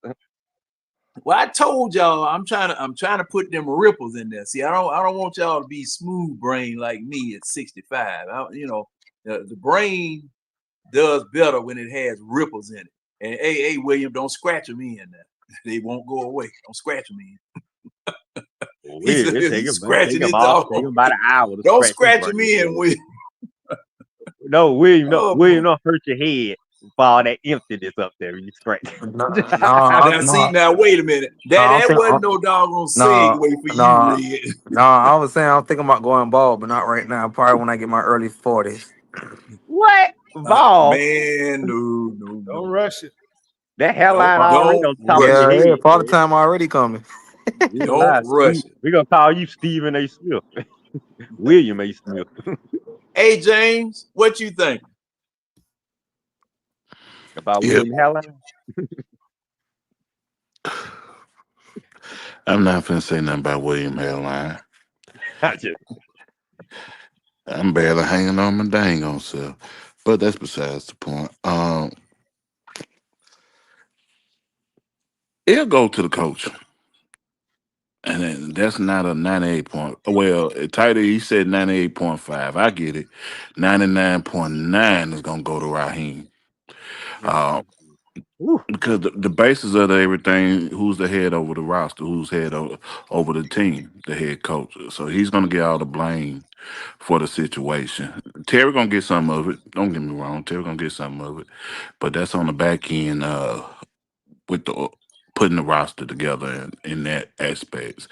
But like, Raheem is gonna get it a penis stroke because he already got fire in that seat. That seat gonna be on fire worse when it comes to if penis struggle and the team struggles overall. There's no ifs, ands, or buts about it because the media is gonna focus on Raheem the Dream. They ain't gonna focus on nobody else but him. So the blame is gonna be put on him.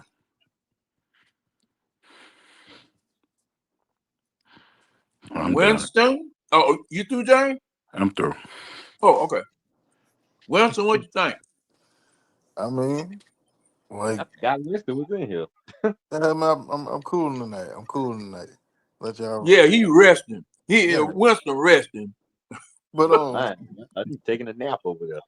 no, I'm just chilling. I'm just listening to y'all. Y'all having good conversation. But yeah, like Tyler said, I mean, Pennis only played 3 games last year, and we saw the highs and lows from Kirk Cousins. So for you not to have a preseason battle, and for you not to play your starters in the preseason, because remember he said in one of his presses, what was it, last week? I want to say it was last week or week before. He said, yeah, I know y'all asking about why I ain't played the starters. I don't have to worry about Penix. We already know what we got in him. This, that, and third. Da, da, da, da. All right, that's your word. That's your word. I'm taking you at your word. If Penix does not show out the way that you quote unquote and the way that you sat there and led us down that road, that's on you. That's not on the QB coach. That ain't on the passing game coordinator.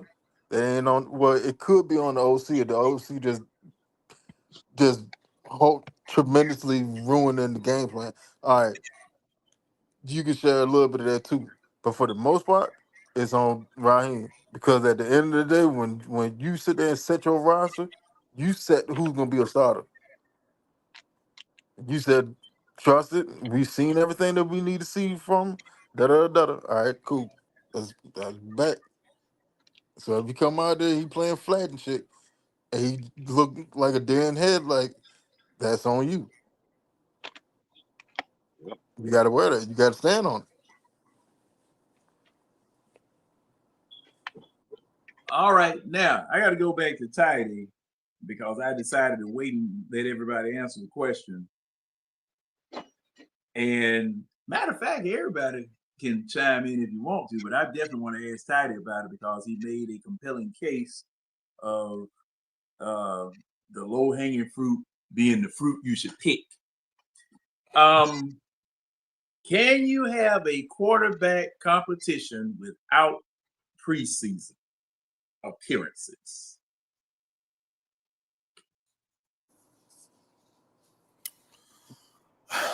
I'm gonna lean towards no. I mean, theoretically, yes, but realistically, I'm gonna lean more toward no. I need if I got a true quarterback competition, I'm not even naming my starter until after the preseason is over. So I don't see any way you can not play them both and play as many reps as you can get out of them. And after that third game, that Monday or Tuesday press conference, Coach Morris or Coach Harris or Coach Thornton or they have named such and such as a starter for week 1. That's my answer to you, John. Anybody else? I say sort of I kind of agree with Toddy, but I will say I feel like so much onus is put on the preseason when the starters generally only play a quarter, 2 at the most, with the starters, with a ragtag different group. Some starters will play, some won't. So even then, it's not real. It's not really a game scenario. Like a lot of the people that play in preseason aren't going to play in the game anyway. But I definitely understand what Toddy is saying, because yeah, you need both of them to be doing their thing. So I don't know. Yes and no would be my answer. I think you can do it both ways. Now, okay, both ways. What are the 2 ways? Just competition in camp, and competition in preseason. Because again, like if you think back to when Ryan was here, and Ryan never really had any competition, but he I don't think, somebody correct me if I'm wrong, if you can Google it, or if it's even Googleable, but I don't think he ever played after halftime in his tenure here. So one or two drives down the field is not really a body of work. I don't think you can accurately assess uh, the most important position on the field, because again, they're subbing people in and out because they have to, you know, check the rookies. They got to see what the rookies going to do. So it's a lot of players in the game who probably wouldn't be playing in the game. Well, ain't no probably. More than likely wouldn't be playing in the game anyway. So it's kind of a skewed situation. Uh, but again, I digress. I think you can do it both ways. Now, okay, anybody else? Anybody else got anything on this before I go a What, little what was the further? what was the question, John? Um, I stepped can away you from have a quarterback competition without the preseason, without playing in the preseason? You mean having to do in the season? No. In the Training camp, preseason, yeah, training camp. training camp only, or training camp and the preseason? Oh yeah, you can have a QB competition thing. Yeah, sure. It happens all the time. I mean, without playing in the preseason?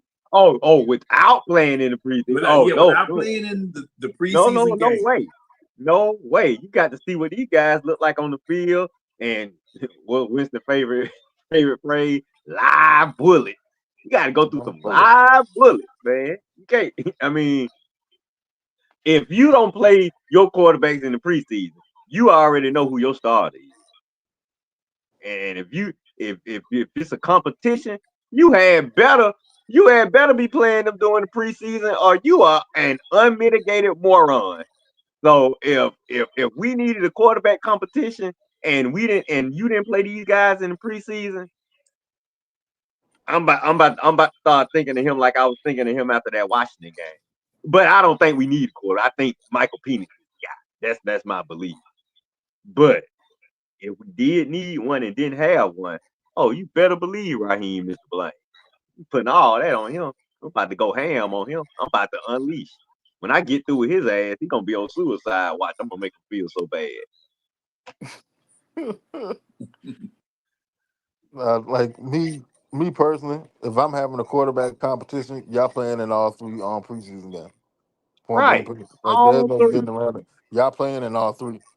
if y'all only get a quarter apiece, y'all playing in all 3 games because I need to see what you do against different schemes, different like a lot of people can be a camp stud, a practice field stud. What you doing when the lights is really on, the people that actually watch you? That's what I'm more like. That's like somebody sitting there. You hit the weight room, you throwing up all this weight, but when you go into a competition, you can't put up the same weight because now the Or when you eyes get is in the on you. game, you can't do Yeah, shit. like no, it's like somebody hooping, and in practice, you dropping like 30, 40 points every game, but in the actual game, you only putting up 10. it doesn't translate. I need to see what you do in the actual game.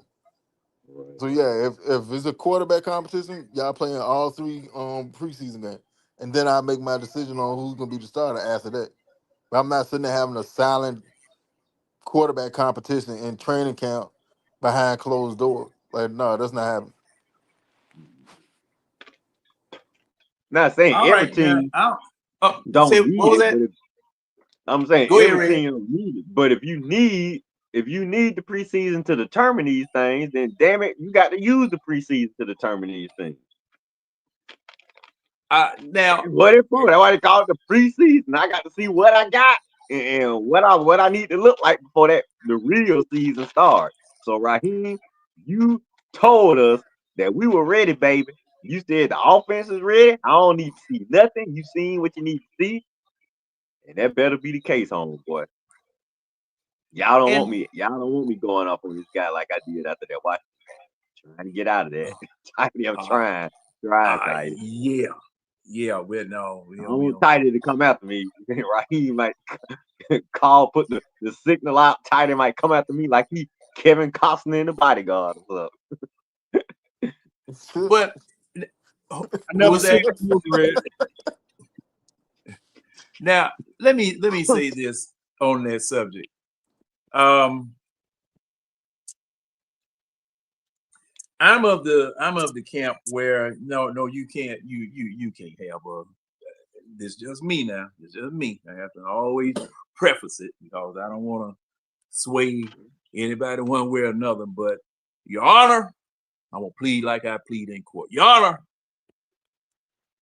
I really don't see any way that you can have a true quarterback competition without putting these people through their paces. I go back to a long time ago where you had 2-a-days and 4 preseason games, and all of your coaches were old school coaches. They threw their quarterbacks to the wolves. They threw their quarterbacks to the wolves. And this particular situation, I especially would like to have seen a quarterback competition. Now, I didn't think about it the way that Tidy presented it as a quarterback competition. I wanted just to see the starter play. But after Tidy brought that point up, I had to remember that I have a $50 million quarterback on the bench that's recovering from injury on this side, and I've got and y'all don't like to use the word rookie because this will be his second year playing, but it won't be his second full year playing.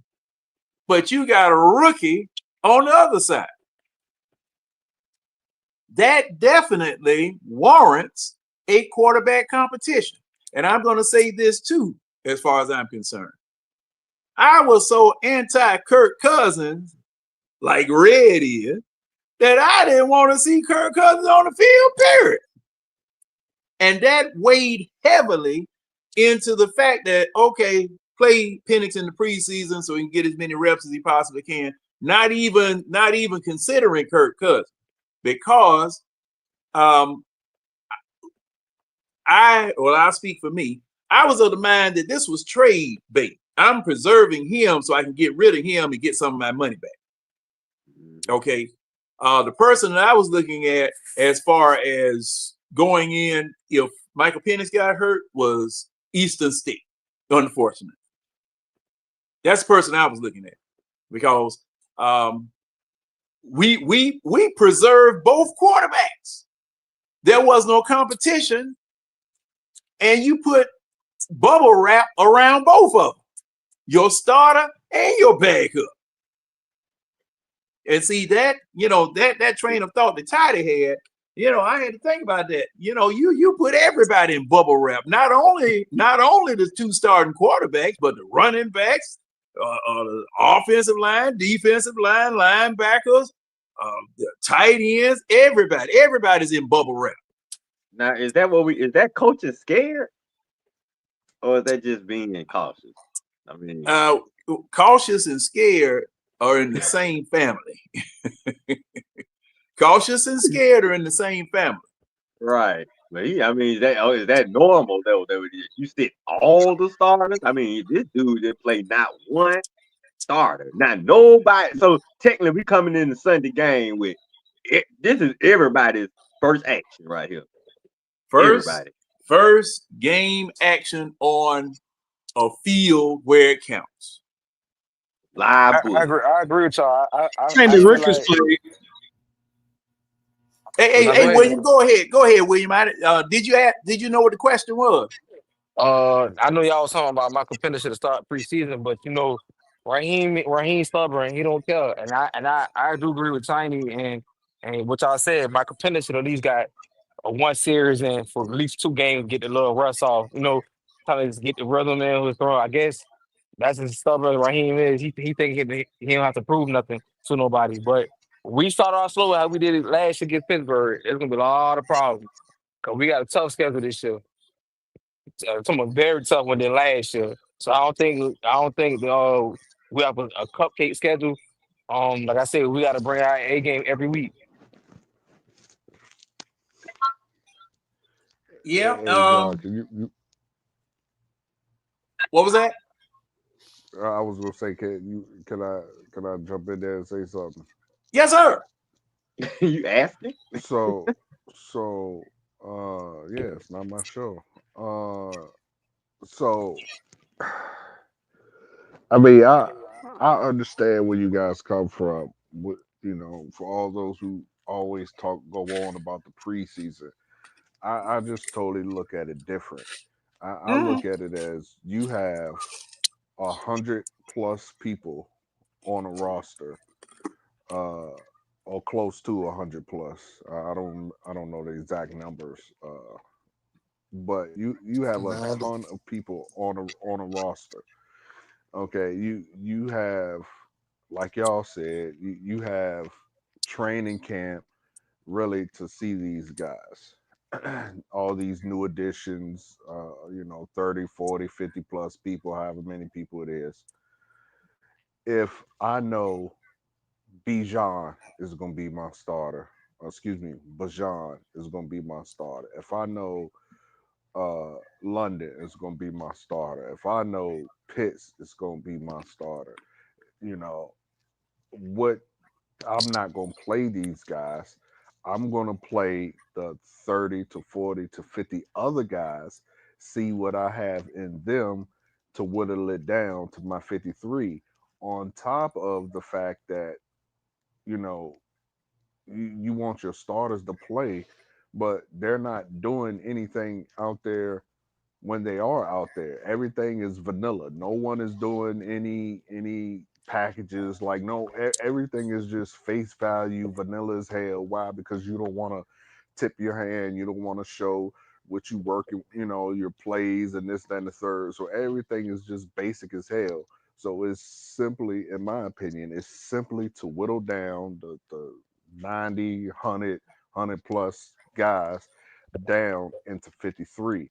And that aspect, I understand why coaches like Raheem do that, to give these guys who they're trying to put on the team, trying to put on the practice team, the ample opportunity to show and prove themselves, so that you can know, okay, well, this guy's good, this guy's not, your starters are solidified. So That's just my thought process. I get why he doesn't do it. To me, it doesn't make a difference. But I mean, I see people's point as well. Now there is something, and I think we talked about this last night. And it is a prevailing thought because I heard it last night. And I've heard it many different times before about you not showing another team your plays and things of that sort. And and Coach, you just mentioned it, and I'm not particularly talking about you or anybody, but I'm just me, and this just the way I am. If they can peep your entire year's strategy in 3 preseason games, or you'll peep your playbook in 3 preseason games, you need to put some more pages in your playbook. You are woefully inadequate offensively if they can get a line on what it is that you do based on the preseason. And I hear and some people even say the first few weeks of the season don't show what all you can do. You know what I'm saying? Now wait a minute. I'm like New England. I'm like the Rams. Dick Vermeil and Kurt Warner, Charlie Weiss and Josh McDaniel.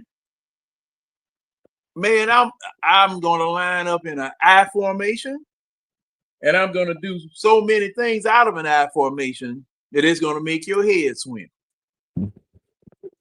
I'm gonna have you pointing every which kind of way on defense because I'm gonna have you so messed up you're not gonna know what it is I'm gonna do. Now since I can't play football anymore, I'm doing this on Madden. Hey, I do it where I can. I'm doing it on Madden because I can't do it on, I can't get out there and do that now. Man, it's common sense though. Yeah. I mean, that's your offensive coordinator's job. And see, that's why early in broadcast, I was talking about the responsibility that the offensive coordinator is going to have this year in mixing it up. And I don't mean just getting a spoon and mixing it in the bowl. I'm talking about getting one of them 3-blade mixers where all of it, ice getting crushed, nuts getting tore up, milk, cream, and everything else is getting blended in there. So that, I mean, mix it up. Mix it up. I mean, I know Michael Penix is he's a rookie, but learning these plays, learning the options, learning the audibles, it's going to take him, if you got a real diverse playbook, if you got a West Coast offense type playbook. Okay. Well, I can't use that as a good example because the original West Coast offense didn't have any audible. But if you run an Earhart Perkins or Air Coryell or a who else is it? It's somebody else. It's another offense he used to run. But even that Earhart Perkins, that's what Tom Brady used to run, and it's similar to the West Coast offense. But Tom Brady, over the years, if you're in the offense all the time, you get to know that offense like the back of your hand. All of your wide receivers, the center will take care of the blocking schemes, if not the quarterback. But the thing is, mix it up. Mix it up. And to the question about who would get the blame or whatever, see, I hear everybody, or mostly, of the panel was saying that Raheem Morris would get the blame. But what did Dan Quinn do when it came time for his head on the chopping block? What did he do? He look. He dressed them assistants up real nice, put some barbecue sauce on them, and put them on the spit. Sacrifice every coordinator he could. Marquand Manuel, Who else? Who else was it? It was some. It was about Steve Sarkisian out. Yeah, Sarkeesian. It was a couple of other ones, but because he offered them all up to save his skin, he said, "I'm gonna take over the defense." You know, and everybody else, all the rest of y'all, hey man, look here, time for y'all to fall on your sword. And me, if I'm a head coach, yeah, I'm the head coach. The buck stops with me. Team fails, it's gonna be my fault. Guess what? Like my boss used to always say, I got to do something to you before they do something to me. And when we go in the room and Arthur's sitting at that end of the table and I'm sitting at the other end of the table, and Arthur and the rest of the staff is sitting way down there, and I'm on the other end of the table by myself, I'm gonna have my assistants right around. And when they started to point down at my end of the table, hollering and yelling about what it is that I didn't do, when they started hollering and yelling about how bad we look, I want my entourage around me. And when that meeting is over with, we go into my office and we gonna sit around my table. Now you heard what the man said. Man said that we stunk in all three phases of the game. Expect some paperwork in the moment. And everybody dismissed. It'll be just like in Major League or whatever, where you open your locker and you see that piece of red tape in there. hey, baby, you gone. You got to go. Man. I remember that too. Yeah, you got to go. Because see, the thing is, your inadequacies are going to cost me my job. Now, I might be the sorriest head coach in the world. But you are a coordinator working for me. You're supposed to be making me look good because I'm entrusting you with my quarterback. I'm entrusting you with wide receivers, running backs, offensive line, defensive line, linebackers, corners, safeties, tight ends, whatever. I'm entrusting you. That's why I have you. That's why you got a job. Because I can't do all of this minutia by myself. I am, by definition, a delegator. I'm on top of the team part of it. The owner and the general manager are on top of the front office part of it. Okay? So, and that's the way, and that's the reason why I'm saying what I'm saying. And like you guys said, yeah, it's going to definitely be on Raheem Morris. However, Tommy Turd rolled downhill. That's what I was always taught. Tommy Turd rolled downhill. I ain't never seen Tommy Turd roll up here. He rolled downhill. So if I get it, guess what? You gonna get it too. And and let the chips fall where they may. That's basically what's going to have to happen. The chips just going to have to fall where they may. All right, now there was another article, another question that I wanted to run by you guys and make sure I find what it is that we're talking about here. Should have had that already, but all right.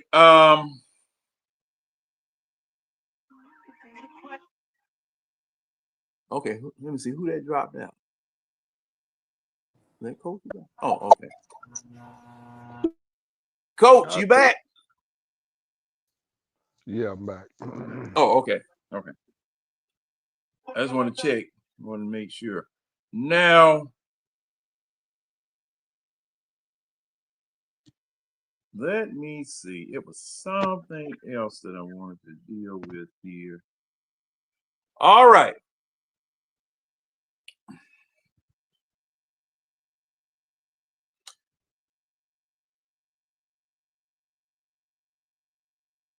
I'm gonna leave that alone.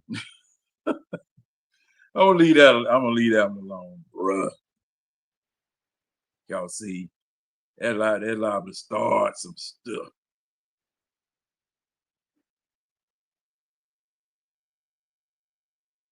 Oh, something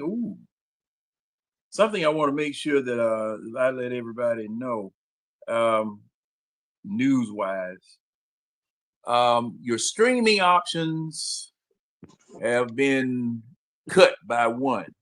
I think Stream East is gone, and they locked a couple of people up. Yep. Now, Well, look, and I know we used to have streams here in the bird game. And Toddy, I want to ask you,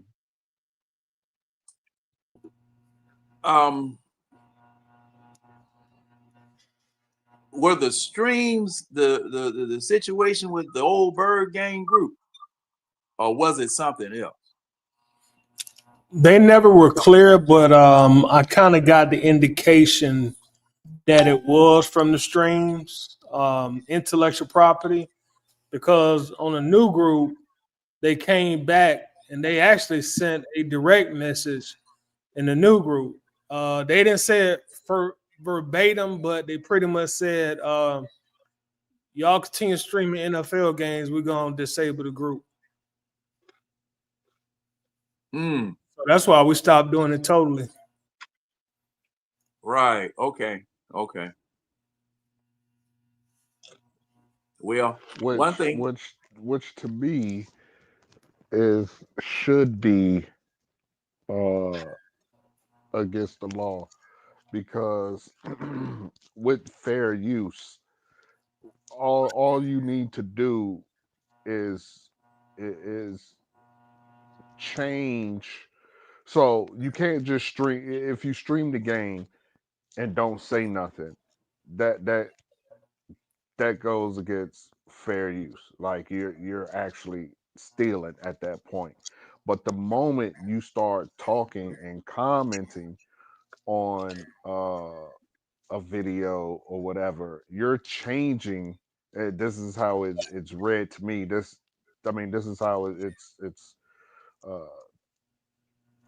typed out, I should say. The moment you start talking, like what Toddy does, his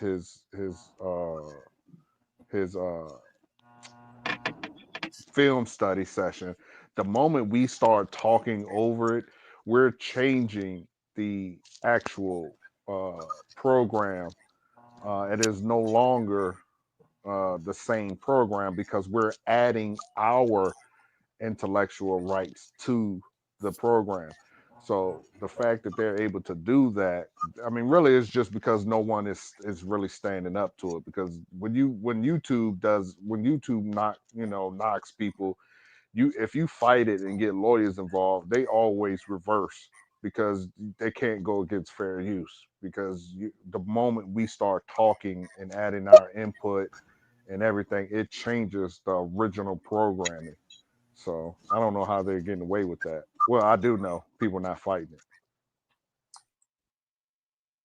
Now, see, I guess the thing is about that is because first of all, I want to thank personally all who did stream during the time that they were able to stream, because a lot of times, I couldn't get the games, things of that sort. And I appreciate the fact that you were able to get the games and make it where I could look at it during the course of me traveling here, there, through the country, whatever. And being able to do that allowed me, because radio signals, things of that sort, I wasn't able to, if I'm in Texas, I can't get Atlanta radio. I may get local Texas radio, and local Texas radio may have on the Cowboys or the Texans or something of that nature. and I'm passing through various places where I'm not going to be able to get the Falcons from my home station or the Falcons at all, unless I have satellite radio. And satellite radio announcers are, some of them have their biases. It's not like looking at Fox Sports or ESPN or whatever. But as far as the streaming, Now, what about? Well, go ahead, Red. Go ahead, Red. I was gonna mention the site I use, but I don't want to say it online. I don't want to say it. I don't want to get No, somebody in trouble. yeah, you know what? It would be best not to say Yeah, I because think I just They already took it down. I think that legal free screening. I think they already took it down. no, they took one site down. Now Oh, you may not know. You may not. Yeah, you may not know what I'm talking about. John, I'm just gonna inbox you what I'm talking about. Okay. And then you download that app and see if it works for you. Because if that won't work for you, you'll be able to get the game. we're inboxing to me too, right? Well, I'll tell you this, John. As far as I know, now Toddy, you probably have better information, but I know I never seen it before. That's really how I came up in Atlanta Bird game and being called coach is because I was the first, as far as I know, the first to stream the games. And yeah, they locked up my whole Facebook, which is why I had to create the one I have now. But my original Facebook got locked up way back in like 2021 or 2020. I think it was 2020. So yeah, they kicked me completely off Facebook on that for streaming the games, which is why I stopped doing it. Oh damn, they banned your account.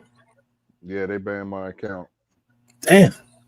They banned me for 7 days, which is perfect because from Sunday to Sunday is 8 days. So they banned me the first time for a couple of days, then the second time for 7 days, and as soon as that was up was the next Sunday, and I streamed again, and then they kicked me completely off. So yeah. See, Yeah. and I didn't know that. see, Coach, this was the thing. I used to, when I had Direct TV, I would pull, if I wanted to, look at a specific portion of a game or something of that nature. When I had Direct TV, I would just pull it off of my TV screen, post it. Okay. They came back. They went back 2 years. That was the oldest. They went back 2 years and said, hey, you can't do this. We've detected the NFL because the commentators that were on, they recognized their voice or something. And they told me, you can't do this, can't do that. And I got banned for about a week or something of that nature for something that I had done 2 years prior. Now I appealed it and said fair use, just like you said. They put it back and said, don't do this again, because I said fair use, and I said fair use 2 years ago. Why are you taking, why did you do this year 2 years later? Why did you do this here 2 years later? So yeah, that's literally what happened to me, John. I got away with it for the whole year of 2020. I streamed directly into Atlanta Bird Gang live, every single Falcon game, and then 2021, I was streaming, and that's when the issue started happening. They basically said the same thing. We've detected, but they have programs that scour everything, looking for whatever parameters you set to it. So that's how they detect it. It's not someone watches it. They have programs that scour everything, looking for the property. Right. And so Right. yeah, that's how they got me as well. And They got see me too. Yeah, I what was was just that? gonna ask you James, that. that was you? Yeah, that was me. They got me too last year. When I tried to stream the Steelers game, they banned me for like a week. Oh man. See, yeah. But the NFL has been getting more and more it's just like they have been getting more and more strict because prior to StreamYard, when YouTube was on and Facebook was on, and we could look at the game, talk about the game, things of that sort. It was wide open, and everyone was clipping and showing scenes, things of that sort. And there were people that were making good money off of it, handicapping the game, taking a look at it, saying, just not getting the coach's film like Tyler was able to get, but just a regular game film. Okay. Just being able to talk on a regular game film, talking about what they saw, talking about what happened, things of that sort, where people were making money, and the NFL started burning Facebook because they weren't coming after the individual. They put the pressure on Facebook. They put the pressure on YouTube. And they probably putting pressure on every other type of stream or anything, period, because they just wanted to, they wanted a piece of the pie. So it just got vicious. It just got vicious. John, this they got me 2 or 3 years ago. This how strict they had got with this stuff. It might have been 2 years ago. It's 2 or 3 years ago. I can't remember, one of the two. But me and Steve, Uncle Steve, it was a preseason, the Falcons' first preseason game. I want to say we played the Steelers, whatever year that was. But anyway, we called it a watch party for the first half of the preseason game. Now, we didn't show none of the game. We didn't have the network's volume up of anything. But I had title in the title, and because we streamed it to Facebook, I titled it "Live Watch Party Falcons versus Steelers." That's what I titled it. They suspended me for a week for that. We didn't show none of the game and none of the comments, and we didn't have the volume up, and they suspended me for a week for that. And I appealed it, and they upheld the appeal. Didn't show not one part of that game. But I guess some of that program that coach was saying they includes like titles too. I'm guessing. I wouldn't doubt it. I definitely wouldn't doubt it. And I just thought of something. Isn't the NFL streaming themselves this year? Yeah, well, they're streaming to all the different platforms. I think Some of the NFL Sunday ticket. I think if the you want to screen from different oh states, goodness. I ain't trying to interrupt you. I'm for real. It's like they got a little discount for 34, but I'm not believing that because like they want 480 if you have YouTube TV. If you want to watch other sports outside the Falcons, that will pay for watch different states, so they want like at least close to 400, 480 a month. 480 a month. Yeah, they out their mind. I ain't paying for that. No, I want no, wait a minute. Verizon. Now William, That's for the season. $480 a month. Yeah, But on YouTube TV. it's If you want to always been screen that from a way, different John. if you want to stream from different states and watch like 480. Baltimore and all I that. was young. 480 a month. Do you mean for the No, whole no, season? no, no, no, no. I when I was doing it, I would buy NFL Sunday ticket from DirecTV, and it was like it was like almost $300 every season for the whole season. But See, this yeah, year, but season, this yes. year they're doing what I was getting at was they're doing uh uh Paramount Plus, Amazon. I think they're doing Pico.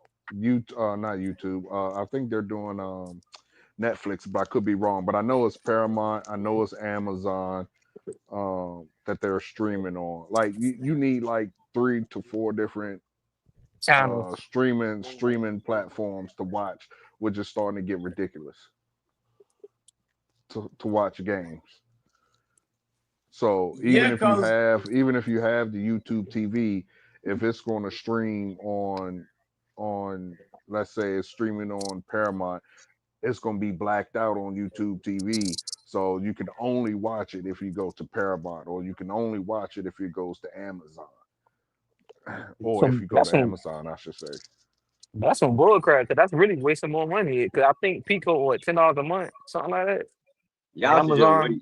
wait week by week and see where the game is available. And if you Well, have I trouble think, getting the game, just let me know and I'll help you out. but I think all Falcons game for the local for the Falcons, like I think it's mine like 80, 83 a month. So I can watch all Falcon games, but like other 31 teams, I can't watch it because I got to pay for that. see If now. you locally, Go you ahead, shouldn't have Red. no problem with the Falcon game. If you locally, now that's not when you out of Yeah, that's town. what I'm Yeah, saying. Yeah, that's what I'm saying. you- I got locally. I don't have the bundle because the dude told me he said if I want to watch other teams play in different states, I have to pay the full 80 for just for the whole year. And I said, no, I'm not paying no close to 500 just to watch other teams play. I just watch the highlights like I always do. Cause it's a see, waste of money. It's a waste of money, really. Once your team Yeah, go off, I'm saying you'll get some teams on the broadcast station. May not be teams you own, but yeah, because unless you mine's looking, I got you two teams. Mine Southeast. Mine go like the Georgia Bulldogs and the Falcons. So I got that on for my YouTube TV, regular cable. yeah. Now, see this, man. See this is really getting ridiculous.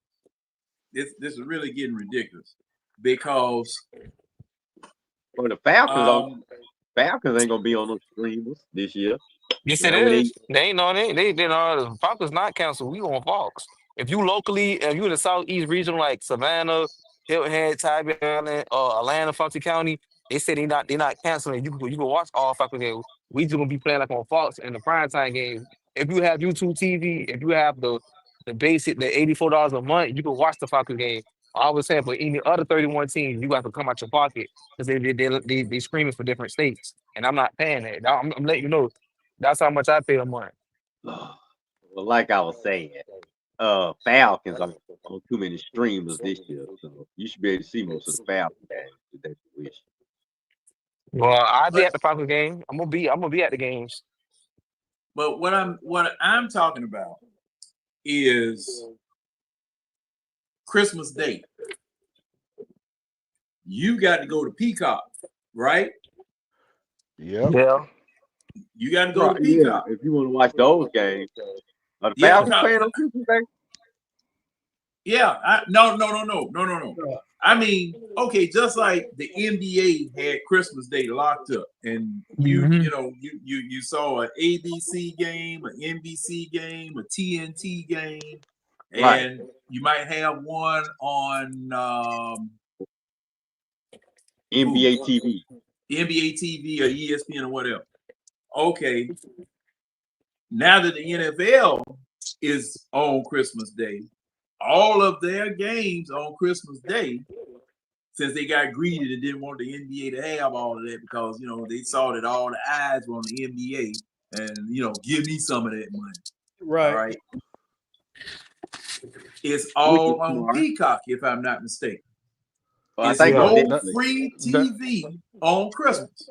No that I that's think free what I it's was NFL just games on Christmas coming I on think it's your local channel. Netflix, John. I think it's Netflix for Christmas. that Yeah, but yeah, that's what I or it was might be just Netflix. Okay, might be that's Netflix. what I was just talking about, John.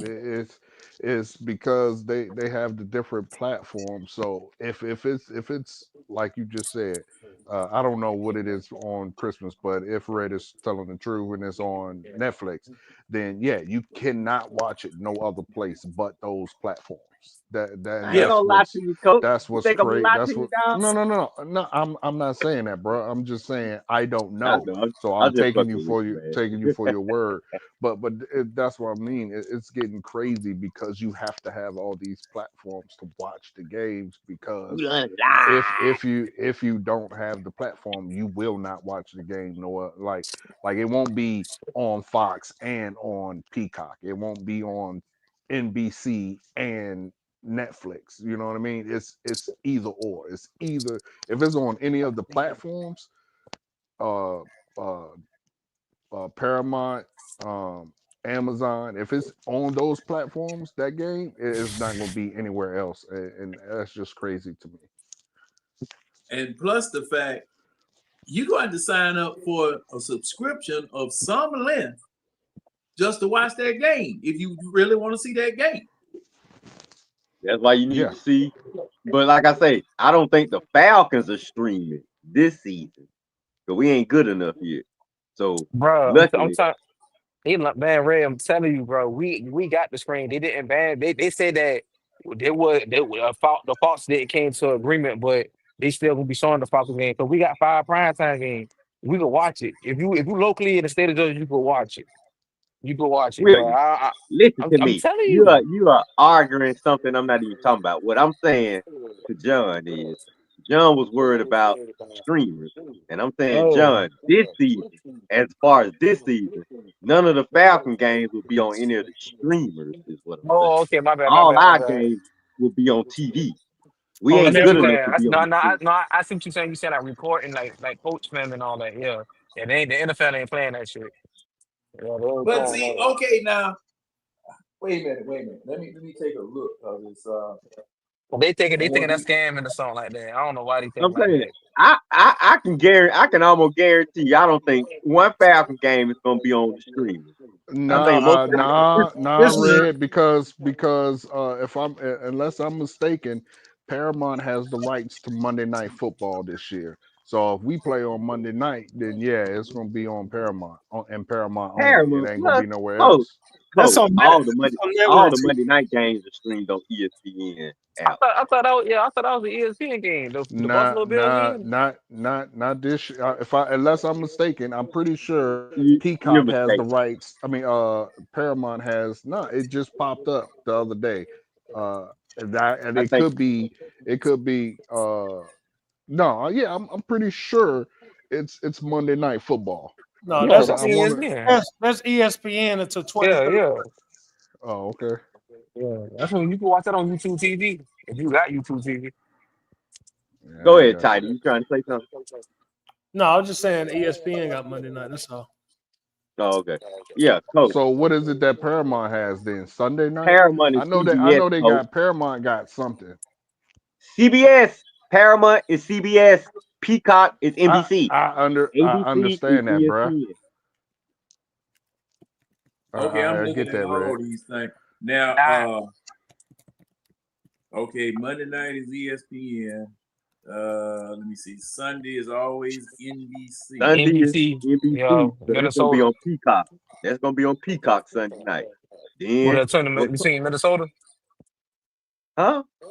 I'm saying Minnesota gonna be on Peacock. I mean Peacock, whatever they call that shit.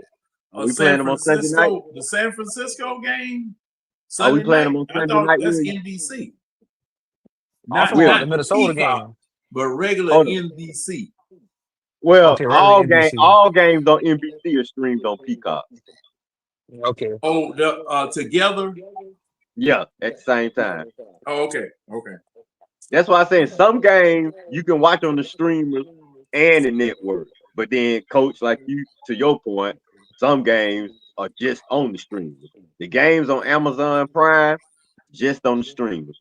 Games on Netflix, just on the streamers. Paramount Yeah, Plus, like that Peacock, YouTube jump that's coming up. What is it, Friday or yeah, Saturday? Friday. It's That Uh just gonna be went. oh. on YouTube, but it's strictly Yeah, on YouTube. but that's for Now, free. That's for free, now, John. okay. Now, week 15 against the Buccaneers is on Prime Video. I ain't watching that. I hate Prime. I don't like Prime.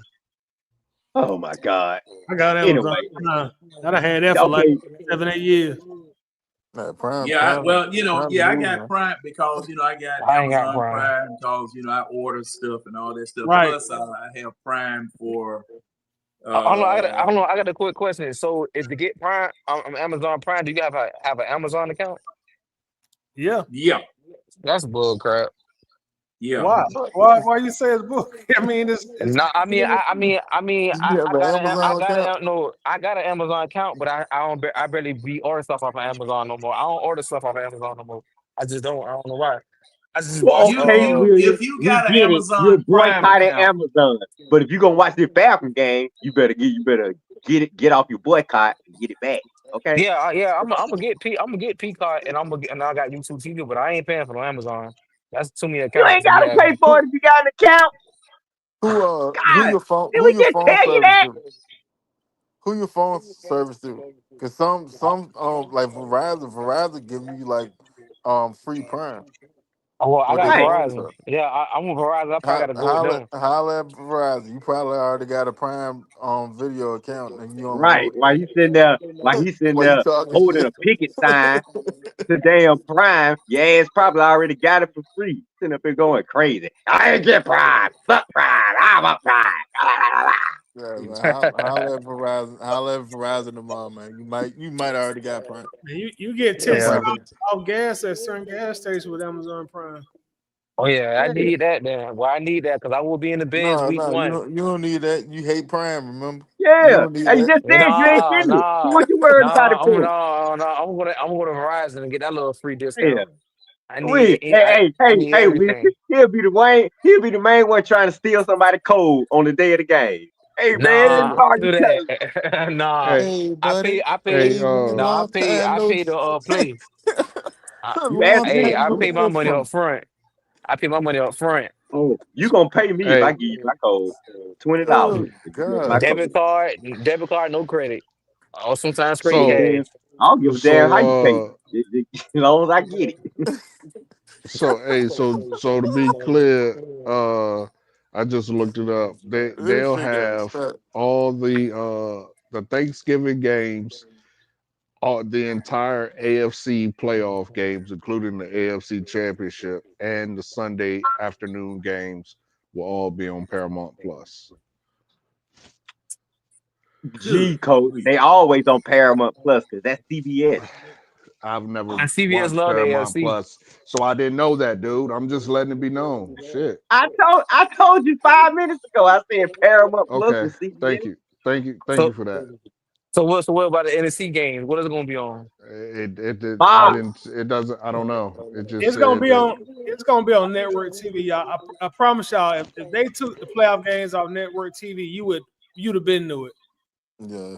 I Yeah, know I yeah. heard he took Red Zone down. I think you said this. You can't watch the Red Zone or something unless you got membership. No, NFL Red Red Zone, Zone. ESPN bought Red Zone. they just added commercials to it. Yeah. And plus, our away game in Germany is going to be on the NFL Network. Oh, I ain't paying for that. Yeah. Oh God. You don't have to pay for it if you got cable, will you? Gee, Oh. you know your damn boycott. I ain't paying for that. I ain't paying for this. You know, like somebody got a gun in your head telling you pay for this shit. Well, I got YouTube Hey, TV, William, so freeze, I better watch motherfucker. it. You better pay for Nah, this. You better pay I for this, got nigga. nah. Pay for If it. I'm paying down close to down $1,000 almost close to the 6 months, I better watch NFL Network then. I'm paying that $89 a month on YouTube TV. Close to down 90. Oh my God, somebody save me. Hey, but John and I know Tidy. I always say it on Tidy streams where he does the film study. But John, if you do want to show, just make sure you preface it with, for fair use, and this is for the discernment for educational value or some whatever the hell, some type of BS that you spout when you play the video, and that should allow you to show the video. Right. Well, I learned that from you last year, Coach. Because I remember Yeah. you were constantly saying fair use, Yeah, fair use. yeah, I made sure to say that shit on Titus. I think one time I didn't, he got dinged for it. Or he says it, rather. Somebody says it. Yeah, yeah. But see, it's getting too hard to watch. Man, and It's I just the just had greed, man. Just man. American greed is taking over. The Yo, corporation. yo, yo, you're right. The money is the root of all evil. You already know that. I mean, we live in a capitalist society. So once they see streamers making the butt ton of money that they making, of course they gonna come for some of that. You William, right, try Coach. to let me get my complete thought out before you start blowing your heart out. Nah, for real though. No, the money is the root of all evil. Real shit. I don't care what Yeah, nobody you're says. right. It's That's America. greed. Of course, America. American evil. Not all everybody Tidy, evil, but certain Tidy, were individual you people. trying to say something, Tidy? Oh, no, I was agreeing with Coach. I said you're right, Coach. When he was saying Oh, like when they see you can make money off these games, you know. yeah, yeah. NFL, baby. They just It's keep not Toddy, it's not even getting games. paper. It's music too. UMG is the worst. UMG strikes every goddamn thing. Well, I ain't paid. I ain't where paid is for music in UMG so long. patrolling? What are they listening to? UMG is probably the biggest I don't know if they're a distributor. I don't know what you call them. Distributor. Music yeah, distributor, conglomerate, music conglomerate. I don't know exactly what but they How, strike everything though. how You big Oh, might, is you might, Titan? you might, well, you might well call them the Illuminati, the secret society. Yeah, I don't know nothing about that, but Nah, they for real. strike everything. So I I'm mean, sorry. William. Yes, sir.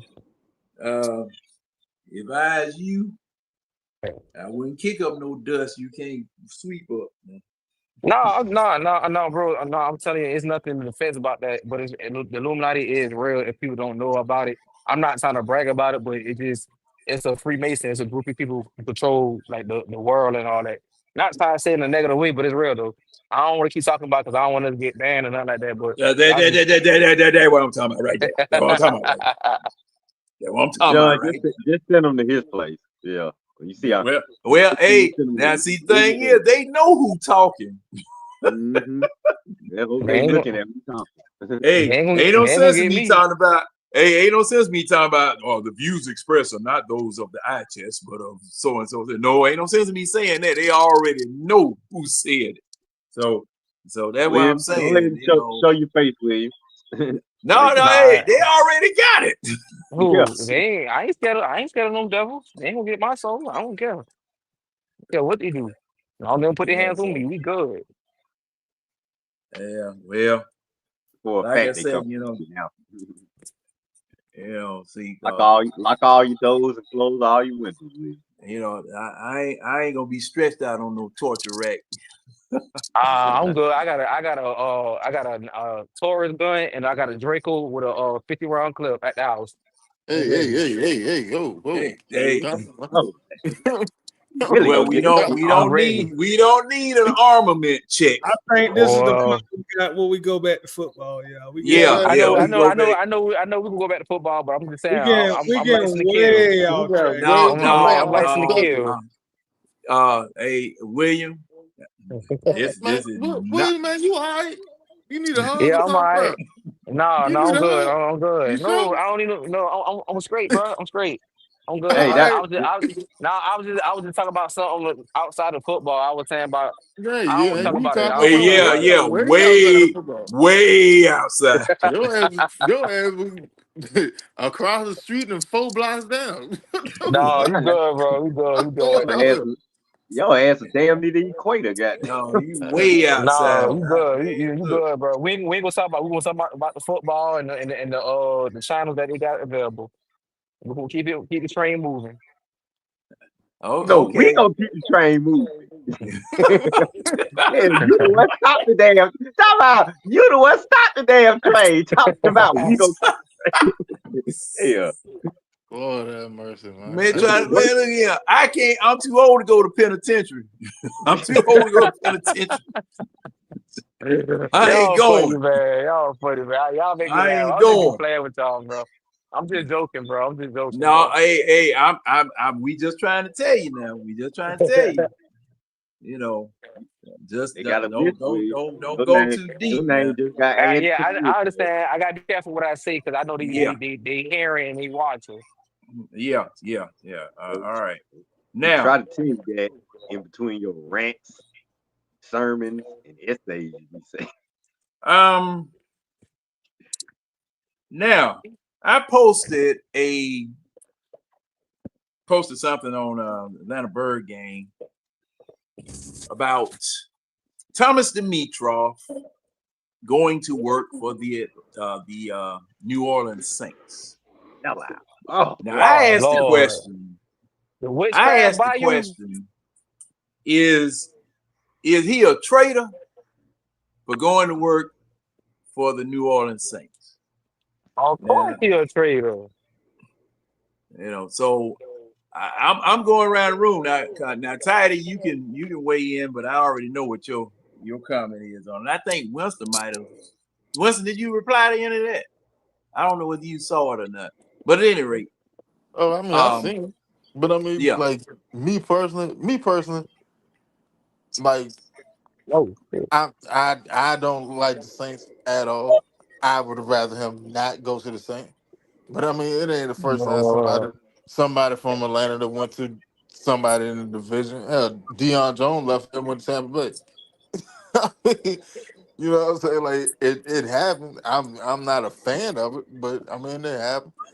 The man needed a job. It is what it is, man. I mean, I still I'm not rooting for the Saints anyway, so I hope he failed. I hope everything he touch over there turn to shit. But that's just me personally. But I mean, yeah. well, you gotta be careful. It might turn to witchcraft. You gotta be careful, man. That's a wicked city. All right, James, what you think about that?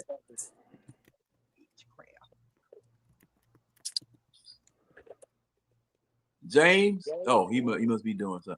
All right, Red, what you think about that? Uh, I'm Wednesday. It don't really matter. I don't cheer for the Saints. Kind of like I was kind of disappointed when I heard it, but then I had to think about it for a minute. He could prove to still be a true Falcon, y'all. As long as he keep the hey Winston, as long as he keep him down in the dump. If every year you there, as long as they suck, you doing your Hey, job, Thomas. Like I say, you better not find them no quarterback, and they better not have one winning further season mess it on up. your watch. Go get What'd you say? go resign two of their stars to some crazy ass contract where they got to keep restructuring. Yeah. Matter of fact, your last 7 years with the Falcons, do the same thing you did with them. Matter of fact, your last 4 years. Do what you did with the Falcons to the Saints. Your last 4 years with them, everything all good. No winning seasons, no Hall of Fame players drafted, no nothing good, and I'm all good with Thomas Dimitroff being over there. As long as they don't have Hold any on, winning seasons on his watch. hold on. Now don't forget though, Thomas did bring in Lindstrom, McGarry, and AJ. That's what I say. They I say you got to have a bad. some of his last picks here. Just saying, Well, don't forget that part. I'm hoping he Yeah, have a few bad. William, be quiet. Let me get this thought in. I'm hoping he have some, uh, some of the bad drafts he had for us. Just have 2 or 3 over there with him, and I'm good. Okay, William, now you. Oh no, I was saying, basically, I don't wish no bad luck on them, but I know I see a couple years they'll Why probably be make a not? What better. you mean you want to wish no bad luck on him? You a But Falcon I'm just, fan, ain't I yeah, I'm a Falcons fan, but like I said in the day, I mean, I wish they could fail, but like I said, I can't control what they control. All I know is we need to worry about the Falcons, and I can care less with Tom Dementia. I appreciate the picks that he built for our future, our Hall of Famers we have on our roster. But hopefully we'll get some Super Bowls before New Orleans to either get back to that he? winning. He didn't. Because He they, didn't draft. He didn't draft for 2 Hall of Famers.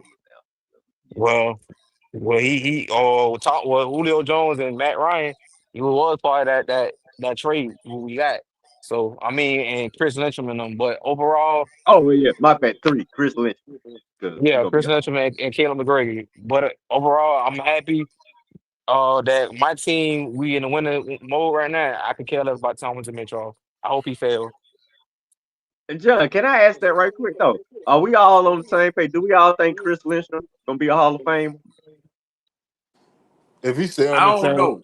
if he stay on the same trajectory, he'll be a Hall of Fame.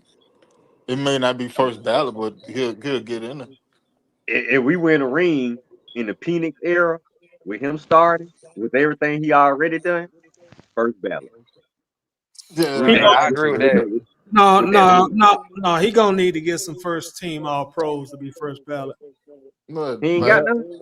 No, but Oh, to me, well, yeah, you right. to Yeah, me, I ain't trying to be off topic. I really don't care for us about the All Pro, the NFL top 100. I just want our team to get back to the playoff and hopefully we can compete for a championship. that's called a sidebar conversation we were having. I know I get what you're saying though. I know that's good to have the All Pro. I mean, some players don't go to the All Pro games. I mean, if you a winning organization, you trying to win for a Super Bowl. All that All Pro stuff, yeah, that's good to have that a title for your name. But we trying to build a legacy because we ain't been in a Super Bowl since John, what was your that's that's original 2017. that's John? part of your What was legacy. the original question we was answering? Huh? Oh, let's see. he probably don't forgot. What was the original How question? you feel about Thomas Dimitrov Oh going yeah, yeah, yeah. to New Thomas Orleans? Dimitro. Yeah, I was reading something. Yeah. How do we feel? Panel. How do we feel about Thomas Dimitrov going to New Orleans? Is he a traitor? So and Thank you. next, I think Tidy. Tidy. Did you answer it in the on the post? I don't know if you did or not. Yeah, on the But battery for anyway, this. I'm about that. but go ahead, Um, Tidy. is Thomas Dimitroff a trader? I'm going to say absolutely not. He was fired by Atlanta, and he hadn't worked officially in the NFL since 2020, and he just interviewed for the Jets job. So obviously he was trying to find some work. So no, I don't look at him as no trader. Your current general manager would probably fit that definition a lot better than Dimitrov would, because he left the active job to go play or to go work for the Rivals, whereas Thomas was fired by the Rivals and he laid dormant for half a decade before he, went and worked for another organization. So the current guy in Atlanta would fit that definition better than Dimitrov would. But I don't think either one of them are a trader. Okay. Hey, coach, what you think? I agree with Toddy. I mean, he got fired. It's been 5 years. I mean, that's how it goes. It is what it is. Plus, unless I'm mistaken, the report I seen said he was hired in basically an advisory role. So, Yeah, he I a don't consultant. really know. I don't really know what that entails. I mean, I don't think he's gonna be picking anything. I mean, I don't know. I don't know what that entails. So either way, uh, he's not their GM, but even if he was their GM, I don't consider that being a trader. I mean, you know, if that was the case, anybody that leaves any team and goes to another team is a trader. So Okay. Now I'm gonna put some sauce on this meat. Uh-oh. Now y'all know.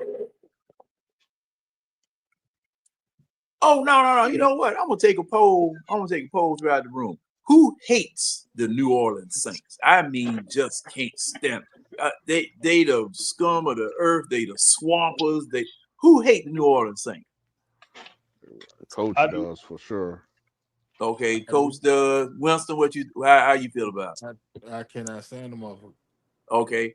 Tidy, yeah, you're a Saint hater. One of the biggest and the best. Okay. William, I know William hate him. Yeah, I hate them with all my heart. Them witchcraft bastards. Okay. All right. Now that's see, you liable to get a root put on you, Will. Nah, They liable to can't put a stand the root swamp. on, I like can't stand them swamp devils. like Harlem Nights. They gonna put a root on you. I wish he would. I rebuke him in the name of Jesus. They'll burn right in hell with these demons. Now, since the hate of the saints is so deep, since that, and see, look at that chief. If the saints were on fire, I wouldn't pee on them to put it out. but see, this is the thing, and this is why I asked the question. Since the hatred of the saints is so deep,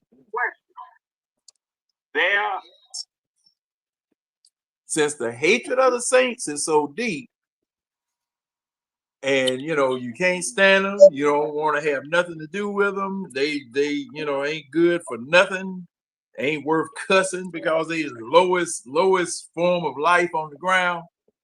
And someone from the Falcons goes down there to coach, or as Coach brought out, advise them on how to, I guess they're going to be in the front office drafting, picking Manatee salary cap. Managing the salary cap, anything to help the Saints. He's down there to help the Saints. Our most bitter rival, our most hated rival. We don't hate Carolina like we hate the Saints. We don't hate Tampa Bay like we hate the Saints. We don't hate New England like we hate the Saints. We don't hate Washington or Dallas like we hate the Saints. The Saints are the good for nothing. I can't stand them. I love the gumbo, but I can't stand the Saints. It's just over the top hate. And you decided to go down there and work for them. This is why I asked the question, because what you guys have said here on this panel is mild versus what I hear about the Saints and the Falcons' hatred of the Saints. That's why I asked the question. Now, see, me, I don't have any particular hate for the Saints or anything of that nature, because they really. Okay. Well, let me ask this: why do you hate the Saints? You guys that say today, because see, I guess this was a general consensus of the panel. Man, why do you guys hate the Saints? And I'm gonna start with Red. Red, why you hate the Saints?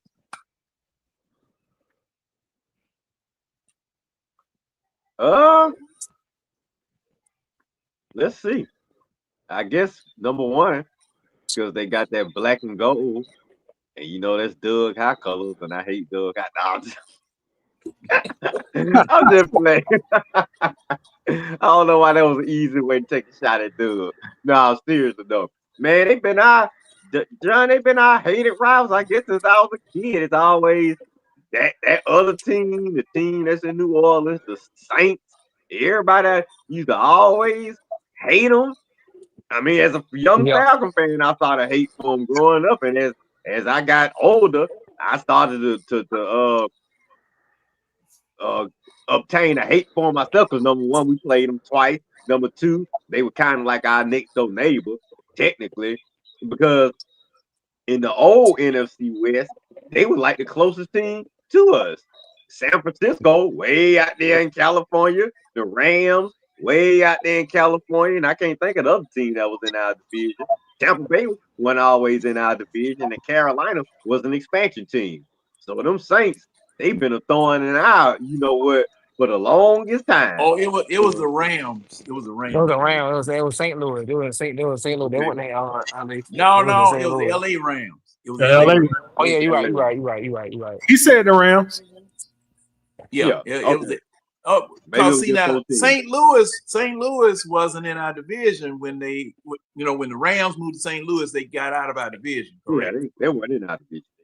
Because see, they were in our division when it was the LA Rams. Yeah. Because we had 2 West Coast games all the time. And something about it, I don't know what was it going on in the early 90s, John. It seemed like it was so many players switching teams to teams. We had Bobby Abear played for the Saints, then he was the Falcon quarterback. Billy Joe Hobart or Billy Joe whoever, one of them Billy Joes, they played for the Saints, and then they was our quarterback. Morton Anderson played for the Saints. Morton Anderson was our kicker. So it was just like, even though Don't we hated, don't what you forget say, about Dice? Ironhead. Rest in peace. Yeah, Craig Ironhead Hayward. So even though we hated the team, we showed Joe used a lot of Howard. each other's former players. So it was that thing too. So it was just a good, healthy football rivalry, hate, and it's been getting stronger and stronger. Me, as old as I got to be a football fan. At first, it started off as a team I didn't like. Then it was a team I couldn't stand. Then it was a team I detested. And now I just absolutely hate them. I hated they got a ring before I did. And that made me hate them even worse. Who In you hating? 2009, they got that old cheap tainted ring that they got before my team got a ring. Then we choked our ring away and so everything about the team, like folks say, it's just like the fans trying to act like they didn't used to wear paper bags on their hands, acting like Drew Brees. Oh, they acting like Drew Brees just made them forget about all that history. So all that rivalry during the Drew Brees era, the Sean Payton era, all of it just fueled my Yeah. hate for them. So, like I say, it's been a growing hate, a growing enigma that just been getting bigger and bigger and bigger as my football years have gone on.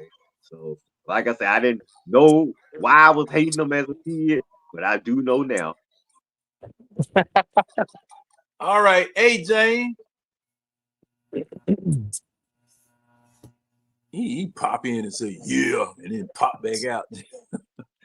What about you, Jane Winston? fell asleep on Why that do you bed. hate the Saints? When I became a Falcon fan, the team that was a rival, it is what it is. I became a Falcon fan back in what, 96? I've been hating them since 96. Woo. That was a long Right before our time. first Super Bowl. That's deep hate.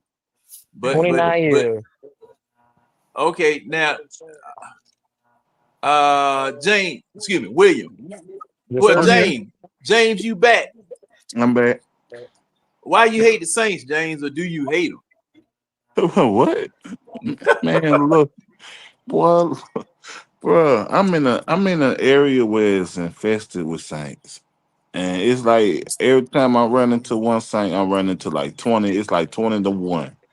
So my hate grew within when I became a Falcons fan. So when I seen the rivalry firsthand and everything, and the amount I had to go back and forth with Aints fans on a year to year basis, um, my my hate for him is it runs so deep. I even got to talk to my neighbor. He's a Saints fan, so it's like I can't breathe without seeing a Saints fan around me. I, Lord, I'm getting sick, y'all. I'm finna go back mute. Oh, good. William, why do you? Well, you already went, didn't Oh William? no, I'm it's gonna be short and sweet. I hate them because them stank bastards got a Super Bowl ring before us with Drew Brees after the Hurricane Katrina.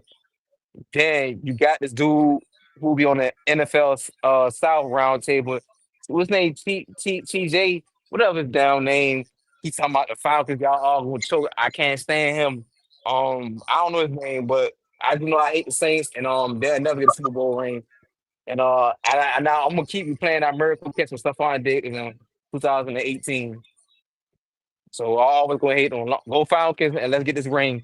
Super Bowl. Hopefully, I'm praying that we get one next year. With this year, and that's it. Okay. Hey, Tidy. Now, why do you hate the Saints? Hey, Red explained it perfectly, man. Like I can't. It's not much I can say that he ain't touched on. He hit it from the rooter to the tutor, man.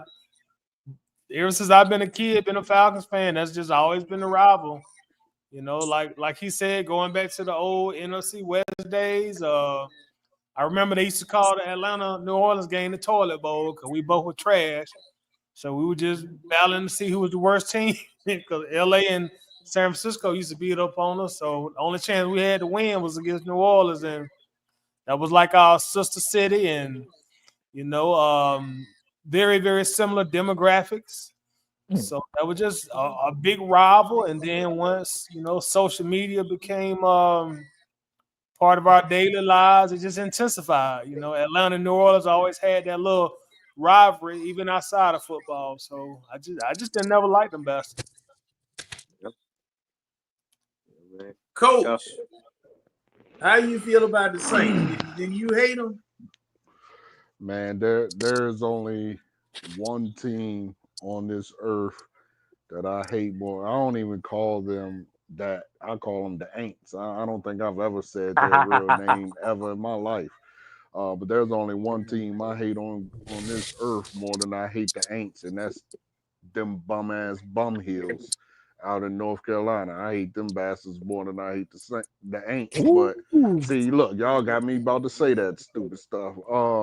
But yeah, like Toddy and Red said, since what 89, 88, 89, I've been a Falcon fan, and I have hated the Aints ever since. What irritates me is to me they're as bad as Cowboy fans. They're delusional as hell. They always want to talk about us, and the choke job we had, and this, that, and the third. But as Toddy just said, don't act like y'all wasn't the you know one of the worst teams in the league for years. You only really got good once you got Drew Brees, and now you back to in the toilet where you belong. But let them tell it. They've always been good, and they just talk way too much, man. It's to it's for me. I hate them so bad I won't even step foot in New Orleans. Like I won't go there at all because I just hate the Aints, and they are based there. So fuck them and they shitty smelling city and piss and shit smelling city. And yeah, I hope they the great flood does come and wash them away. I don't want nobody to be unalived, but the city can go to hell. Yeah, I have a strong dislike for them. Not as much as the bum heels, but I have a strong dislike for the Aints. And don't forget the miracle catch. Stephon Diggs. Yeah, I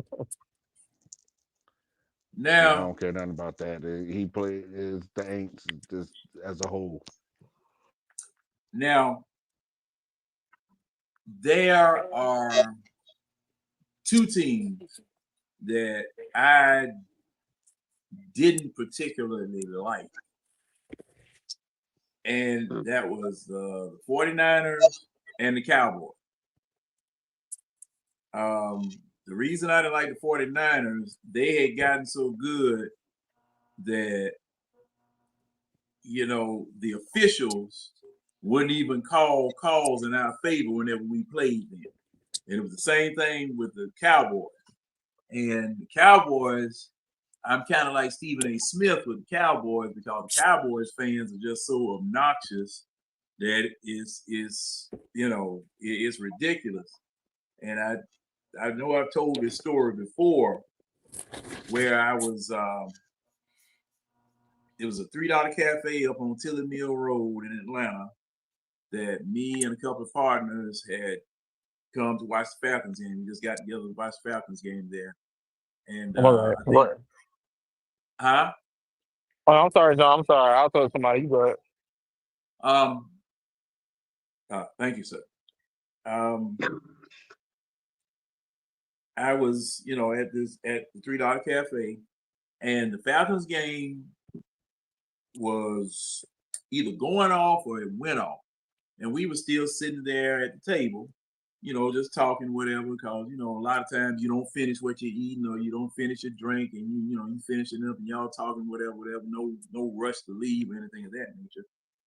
And I didn't have anywhere to go. So, I was just sitting there. I'm off on my off day. And Cowboys fans come in. And now I had the table I was at was right in front of the television. Great spot. Hey man, how much longer you gonna be here? This is what I'm saying. Oh man, I don't know. I might be here a while or whatever. Oh, okay, all right. So come to find out, he Cowboys fan, over the top Cowboys fan, and I guess I was at the table longer than what he needed for me to be at the table. So he comes and puts 3 Lombardi Trophy replicas on the table. Bam! Right in front of me. See, y'all, if y'all ever get a team, y'all gonna doggone, y'all be able to get one of these. Boy, if you don't get that shit off of my goddamn table, I'm gonna beat you to death with 2 of them.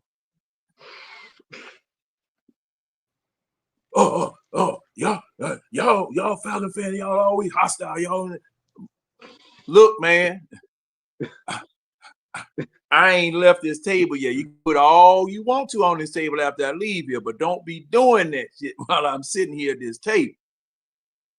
Well, you're going to get up. You want to get up. Say who? I'm gonna stay right here and watch this Cowboys game.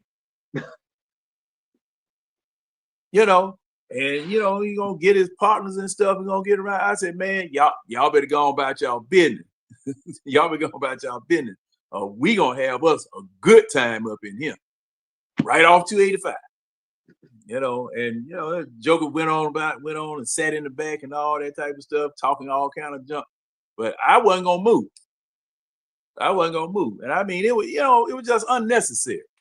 So I couldn't stand Cowboys fans after that.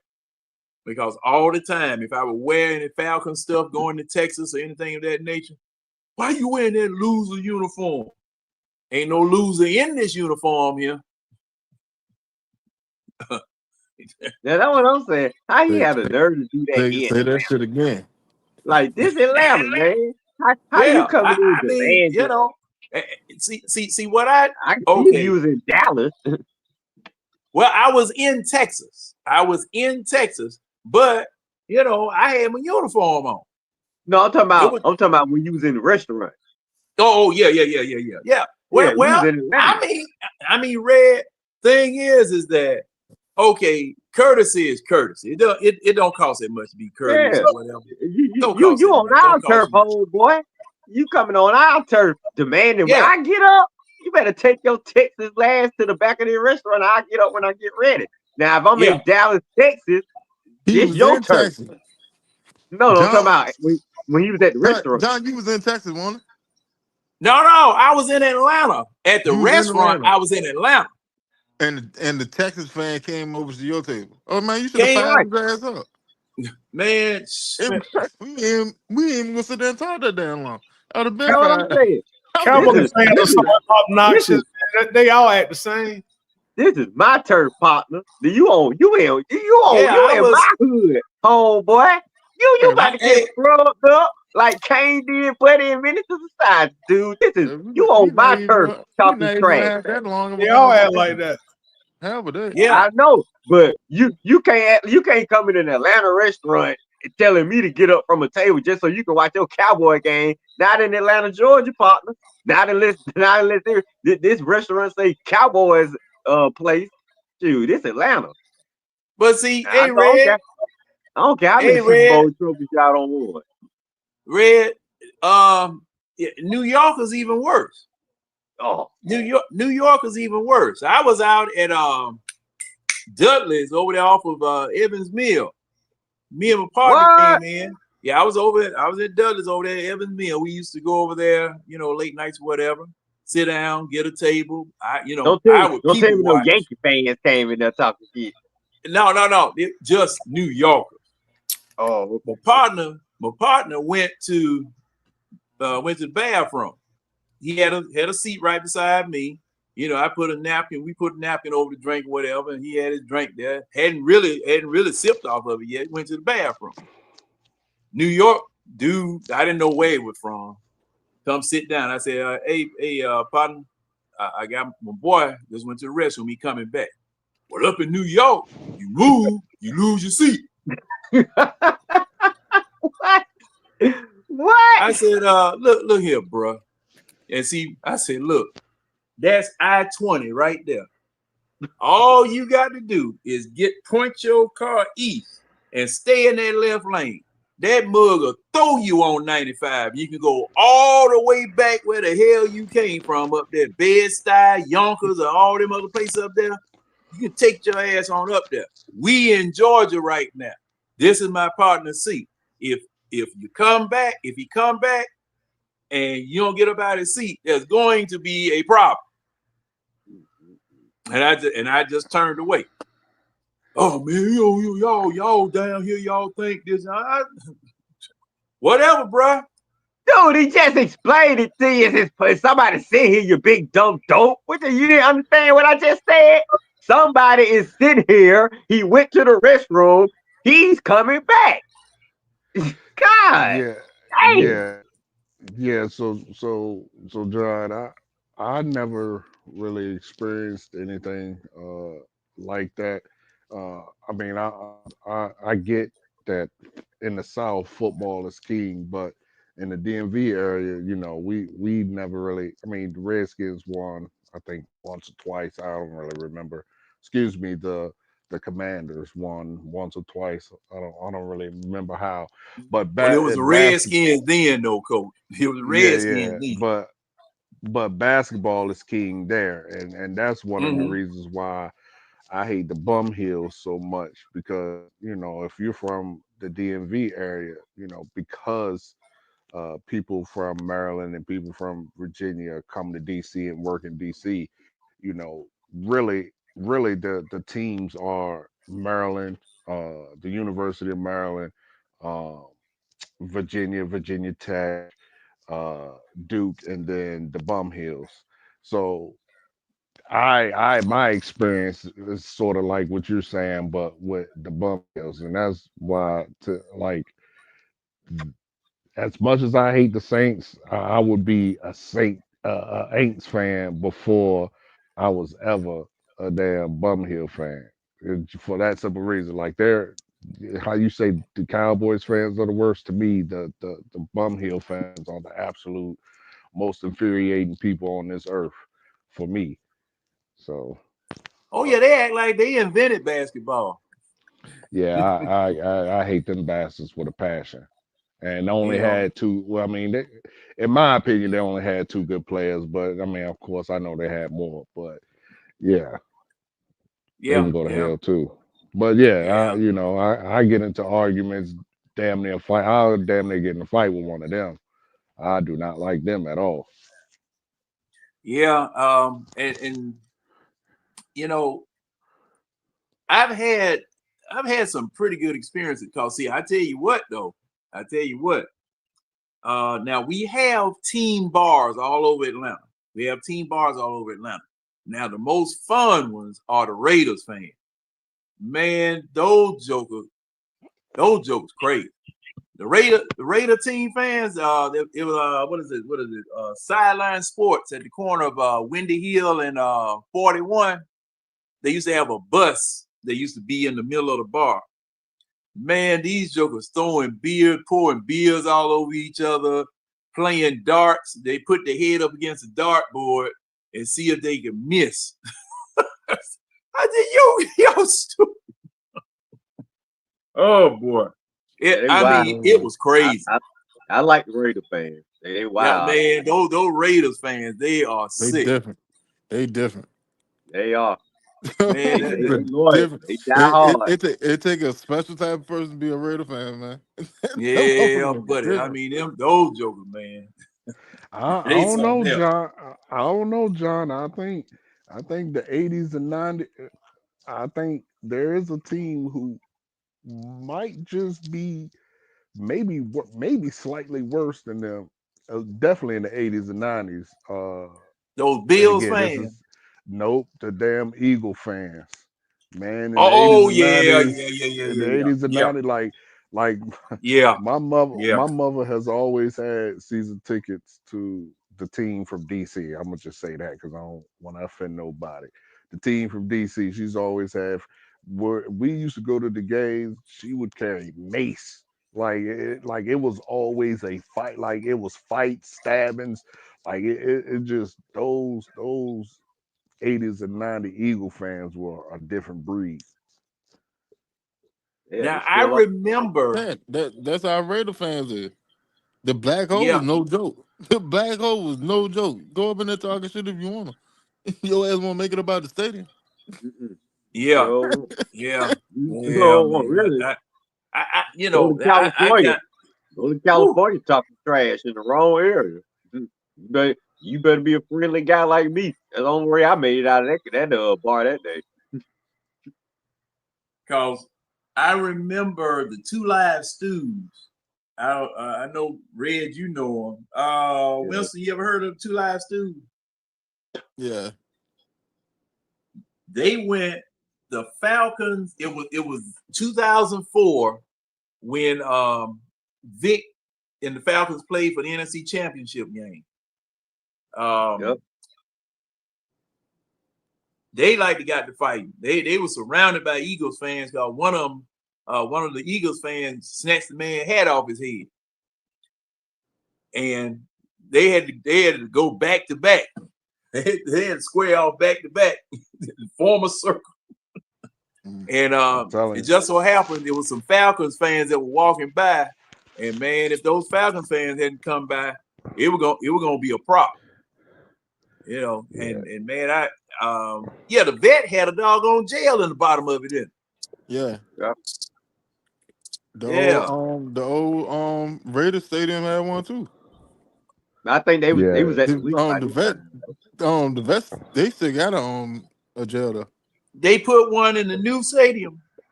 I hold on. Do I they? don't think so. No, not in not in Lincoln. They don't have one Okay, in Lincoln. Yeah, those but man, those that those doggone vet old had, Eagle fans. Woo. Wait a yeah, minute. You talking about the Oakland Coliseum, Winston? No, no. Yeah, Oakland Coliseum had a jail in the bottom, but Philly old stadium had a jail in the bottom too. yeah. I I can know tell the you, vet I can did. tell you Yep.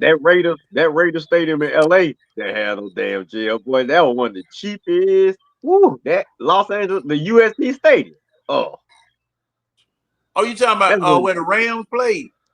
where they used to play. Where they played Okay, until SoCal got completed. But okay. Now wait a USC, minute, wait a minute. Now they were in that Olympic stadium at first, weren't they? they was in USC Stadium. Yeah, the Raiders used to play in a baseball stadium because I remember half the field used to be dirt. That's Oakland Coliseum. Or Yeah, okay. Oakland Coliseum. That's the one with the They jail. went from So that that jump. was that the They Oakland went, A's stadium. Yep, yeah. Yeah. same one. They went from that jump. Then they took in split. They Split only the had stadium with they the only had two stadiums in the area. It was Oakland Coliseum and it was the Oracle, where the Warriors played. They were right next door to each other. Then they started sharing the stadium with who was it? Was it the Ram? Yeah, it was the Ram. Yep, They shared the Rams. stadium The for a Raiders, minute. the Raiders and the Rams share the stadium. Yeah, they shared the stadium for a couple years before the Raiders went to Vegas. They shared the stadium for like three seasons. It was like 3-4 seasons. Now wait a minute. Then the Chargers and the Rams did what? Wait a minute. Didn't the Chargers and the Rams share a stadium too? Yeah. I don't think so because I don't think San Diego's close to LA. They did. but they Did. changed the name of the team. They share Oh the yeah, you're stadium right right. now. You're right. They did They share change the the name. stadium right now. Cause see, Winston, I kind of remember both of them. The Raiders and the Rams share the stadium in the 80s, Winston. Okay, yeah. I'm about to find out. So, But I Oh Lord. do know that they used to play in a baseball stadium because I remember that I That's used to be like, damn, I hate getting tackled on that dirt. that's the stadium they played in before they moved to Vegas. That's why they moved to Vegas, coach. Matter of fact, that's why all the teams moved out of Oakland because of that stadium you talking about right there. The A's moved out of it and the Raiders moved out of it. Ain't nobody playing it no more. And see, there were they had to chop down the pitcher's mound. Yeah. So it was only like it. If I remember correctly, Them it was stadiums are only horrible, man. the out not the outfield. It was I don't think the pitcher's mound was in it. I think it was from the pitcher's mound backwards, but it was like a significant part of the field was just straight dirt. yeah, it was over there down there by like it was like down there like the 40, but it was like Yeah. you could see that triangle, the triangle of the diamond itself ran across the field. That just ran And that was across. crazy. I remember that. Cause see now here when we were playing at Fulton County Stadium, first base, that area of dirt from first to second, then to third, it was still there, and they painted white lines all across. Yeah. That's what they did at the Raiders too. They just painted And white lines the on Man, it. I pitcher swear, it and was a they lot of teams. chopped down. It was a lot of They got teams rid of the sharing. pitcher's mound. Yeah, I don't. You could be right, John. I don't remember. I just Well, remember. that's what I know that's what we had in Fulton County Stadium. It was so many teams. The baseball and football teams used to share a stadium back in the day. Yeah, all of them used to. Cause And Red, you Cincinnati said that did. was recent. I remember that being like late, like in the 90s. I don't remember that being recent, but I mean, you could be right. I What you remember that talking about? being years ago when the Raiders played on in the baseball stadium. Yeah, that was at They, the 2019. yeah, right. They played up until they moved to Vegas, or till they at least Yeah, made the deal. So damn, who am I thinking about that played in baseball stadium years ago? Because I know No, that was Oakland. That was Oakland too. Yeah, it was They took still it. open. Yeah, I mean, So didn't the Oakland Redskins play? from 68 to 81, Oakland Well, played hold in. on, Winston. You might be right. I mean, because you said back in the day, coach. Because like I just said, there was a lot of teams that played football and baseball on the same team Yeah, back in the day. Back in the day. So I don't know how far you going back, coach. well, like the in the 90s. 90s, Like around I like Bo remember, yeah, Jackson and I stuff. remember, yeah, exactly. I remember Bo. I could have sworn Bo was playing on like that team was playing on a baseball field. Like I'm almost positive. I could be well, wrong, but that's the early I really '90s. remember. That's Yeah, the that's what late I'm '80s, saying. early '90s. If you're saying Bo, Bo, I thought Bo played for the LA Raiders. He did, if you're didn't talking about he? Yeah. Bo Jackson, that's late '80s, early '90s, right? Yeah. Well, they was in LA Oh, then. They was still in LA then. They didn't move back to yeah. Oakland to like 95, I think.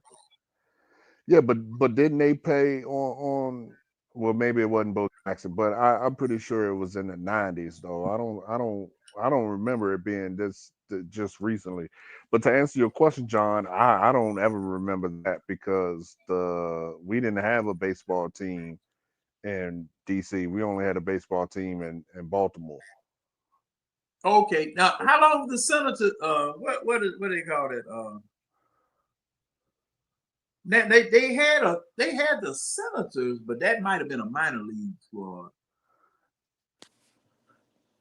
Yeah, see, Yeah, like I don't remember who they are.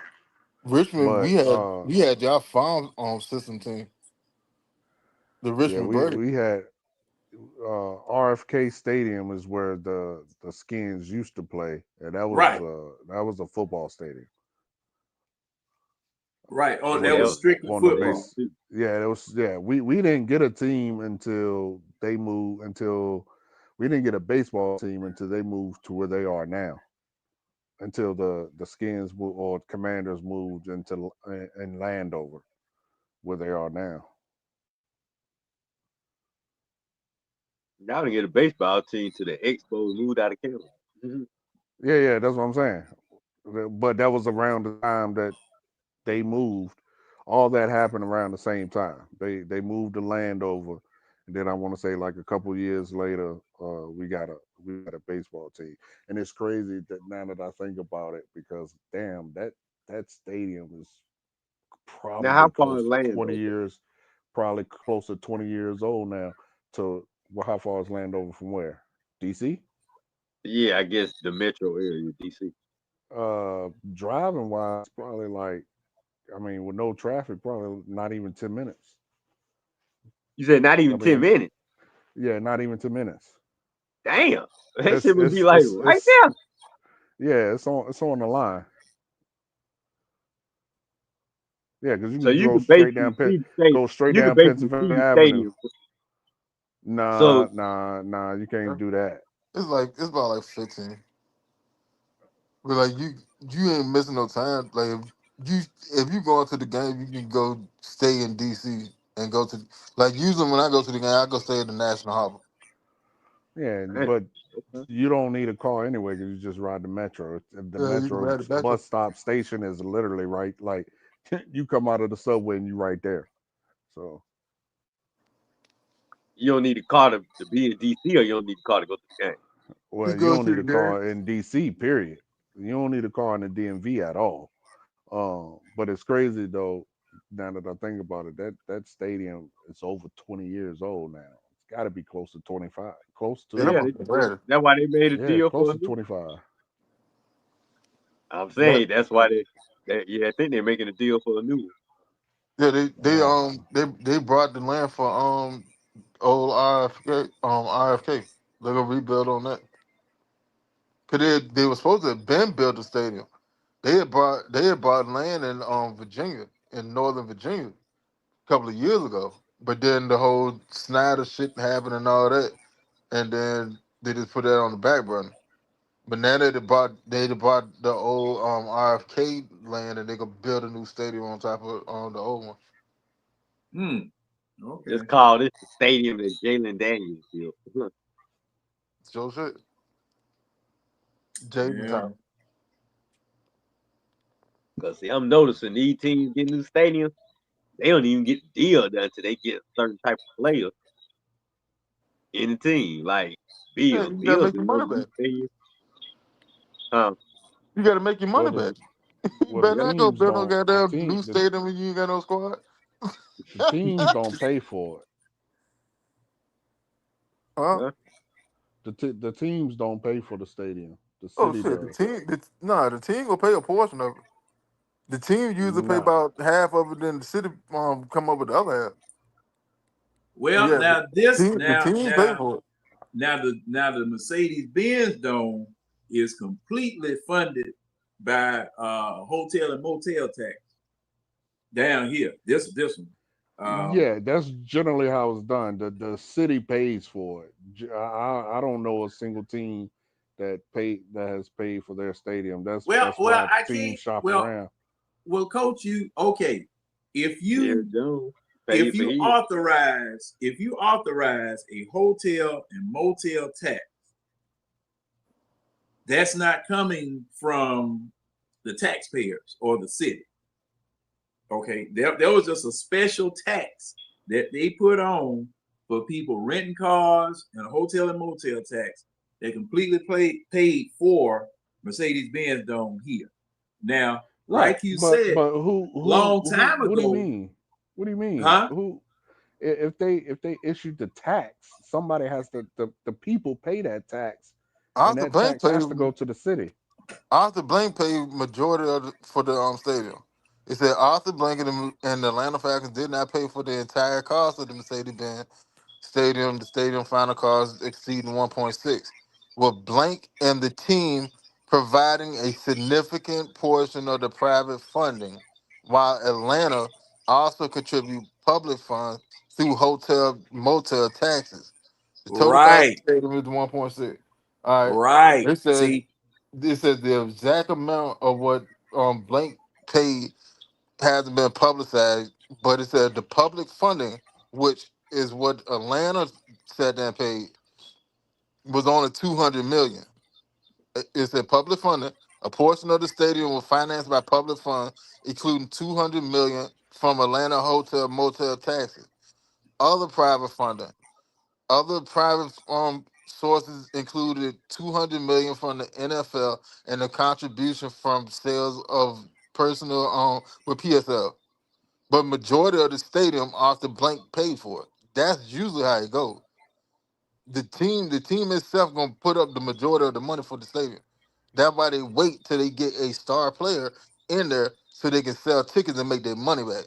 I'm Yeah, not paying for a stadium that costs billions of dollars and I got a bum ass team that ain't nobody going to go see. yeah. That's. I mean, okay, that may be Atlanta, but that's generally not how it works because that's why teams move because their city won't agree to buying them a new stadium. That's 90% of the reason now teams move. long time ago, Coach, you right, because that's what the problem was up in Cleveland. That's what the problem was up in Cleveland, and that's why Modell moved the Browns to Baltimore Look, because all right, he was trying to get a new stadium, if I remember correctly. watch this. All Yeah, right, that's so that's generally what But see, it's because now that cap. now It's cap. it's different. Majority of the time, the owner of the team is putting up the majority. The team itself put up majority of the money for the stadium. So I Mark Davis, and they just built a Legion Stadium. Mark Davis and the Las Vegas Raiders did not pay the total full price for the Legion Stadium, which is 1.9 billion. The Raiders contributed about 1.02 billion dollars in private funds for the stadium. The remaining 750 million came from the public financing in Clark County, Nevada. Majority of the time, the ownership of that team gonna sit there and pay majority of the money okay, for the stadium.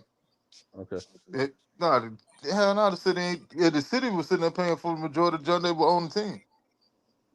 That's why Green Bay's taking so damn long to do renovation because their own the Packers are owned by that town. Yeah, the the Packers Green are Bay owned by Packers. the Yeah, They owned by same. the town. They that's don't a have a public team. It's the only public team in the NFL. They're Yeah, owned that's by a the public town. team. But back, Everybody that live in that town got a ownership stake in it. yeah, but back in the 70s, 80s, and 90s. Matter of fact, uh the Falcons were about to leave here and go to Jacksonville. I'm trying to think, was it about the stadium? I have to do some digging on that.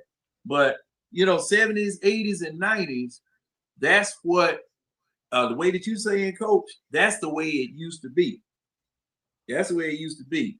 They would hold a city hostage or threaten to move the team in order to force the city to finance the building of a new stadium. But see, now it's changed, especially with the PSL. Especially with the PSL, it's Yeah, changed now. John, according to this, it says that that change. When was Mercedes Benz built? 2017. No, Yeah, it opened in 2017. 2016. I think it opened in Yeah, so 2017. yeah, this says between 1970 and 2015, approximately 73% of stadium funding came from the public funding source, which is tax exempt bonds, municipal bonds, and stadium subsidies. And then in 2015 to now, that dropped down to 40%. So yeah, I mean that okay. So Cause see, teams are starting to pay, but yeah, before cause see, 2015, what a it was almost all the city. so So any what team other voted in 2015. wasn't there another stadium that opened or was that was either started to be built or Yeah. was finished during the time that we built our stadium? Cause see, wasn't Jerry World built before the Yeah, Mercedes Benz done? Jared World was built before the band. Hold on, let's see how much Jared paid for that. And what's the proper name for that stadium anyway? I Uh, don't know. AT&T Stadium. Yeah, yeah. AT&T. And plus, they get money from the naming rights too. Jared Yeah, Jones. Jared that's what it Jones says. paid It one. says He it's paid 1.2 billion for the stadium. Jared Jones personally paid 1.2 billion, and the city of Arlington funded 300 million. yeah, that's what this article from Oh man, that's NFL says. 2009. That stadium was built in 2000, completed and opened in 2009. Ooh, they way I think ahead of the Falcons. the stadium you thinking about is ours opened in 2016. I'm I talking about think SoFi. the Lions one of them stadiums with that big glass wall was built at the same time. Is that the Lions that has that whole one side is like nothing but glass? I think it's the Lions stadium was built around the same time. I can't even think of their stadium. Dang. Hold on. Let's see. I know it's got a shit ton of glass in it. I remember that. I think it's the Lions stadium. No, that might have been because AT&T got that Or glass is wall it too. or is it the Vikings? Is it the Vikings stadium? Hold on. No, I no, the think Vikings the opened Vikings. after the Benz opened, didn't it? Yeah, the Viking Stadium relatively new. Like they just opened their shit a couple of years ago.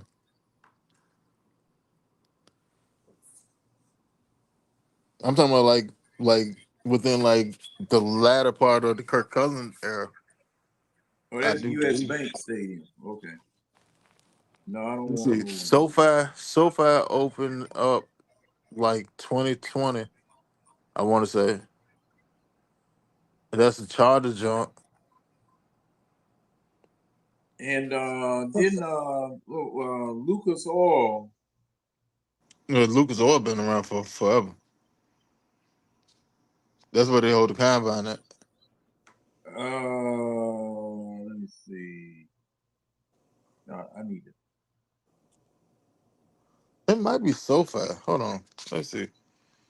When did Yeah, that's what I thought. Yeah, it's I was right. It was the Viking stadium.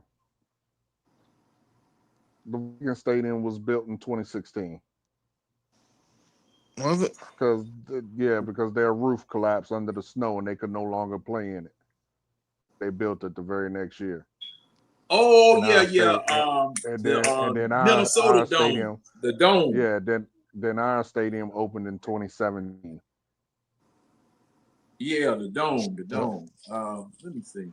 U.S. Bank opened 2016. All right. Let me look at Yeah, and it's the U.S. Bank because I'm looking at Yeah, it U.S. now. It Bank. has that big ass glass wall. That's Vikings, man. Yeah, I remember it had that glass wall because I was thinking like, damn, I would hate to play in there because man, oh, that's that something was yeah. beaming That, straight okay, through that Lucas damn Oil, thing. no wait. Yeah, I think it's wrong. Wait.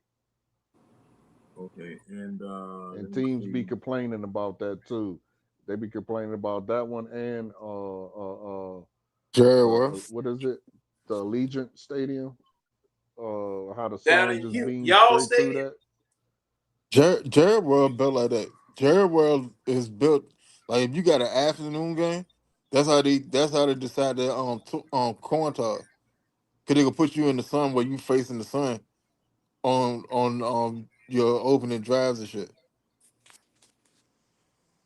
That's why they got that glass wall.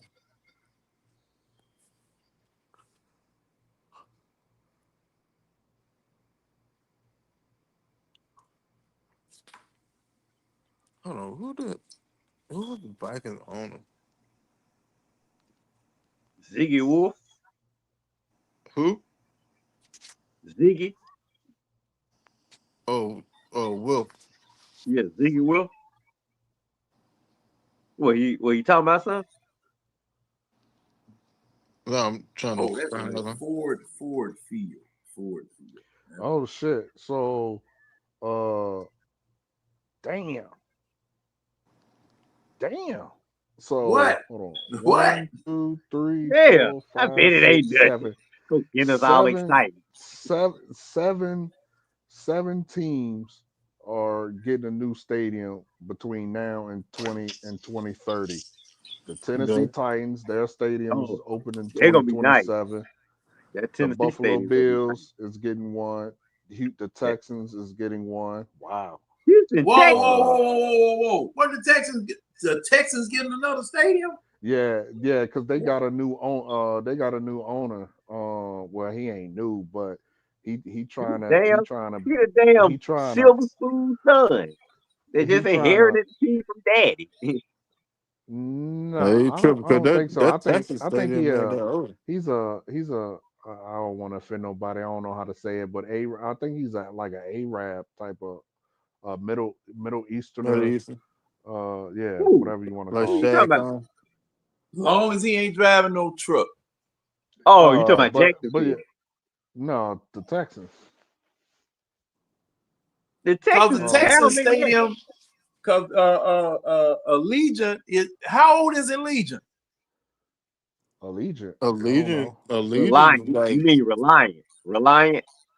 no, Oh, Allegiant oh, No, oh, Stadium is no, open. Allegiant is no. somebody If else. you talking about That's the the That's Ravens. open. Texans, Allegiant is the if you Ravens. talking about the Texans, it's NRG Stadium. Oh, it's NRG now.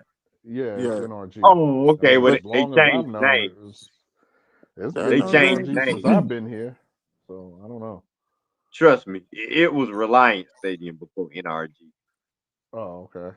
I mean, Yeah, it I've was been a here line. 7 years. Yeah, previously known as Reliant. Oh, it was completed in 2002. Yeah, Hmm. it's old. So the Texans getting one. Jacksonville Jaguars is scheduled to be completed by 2028.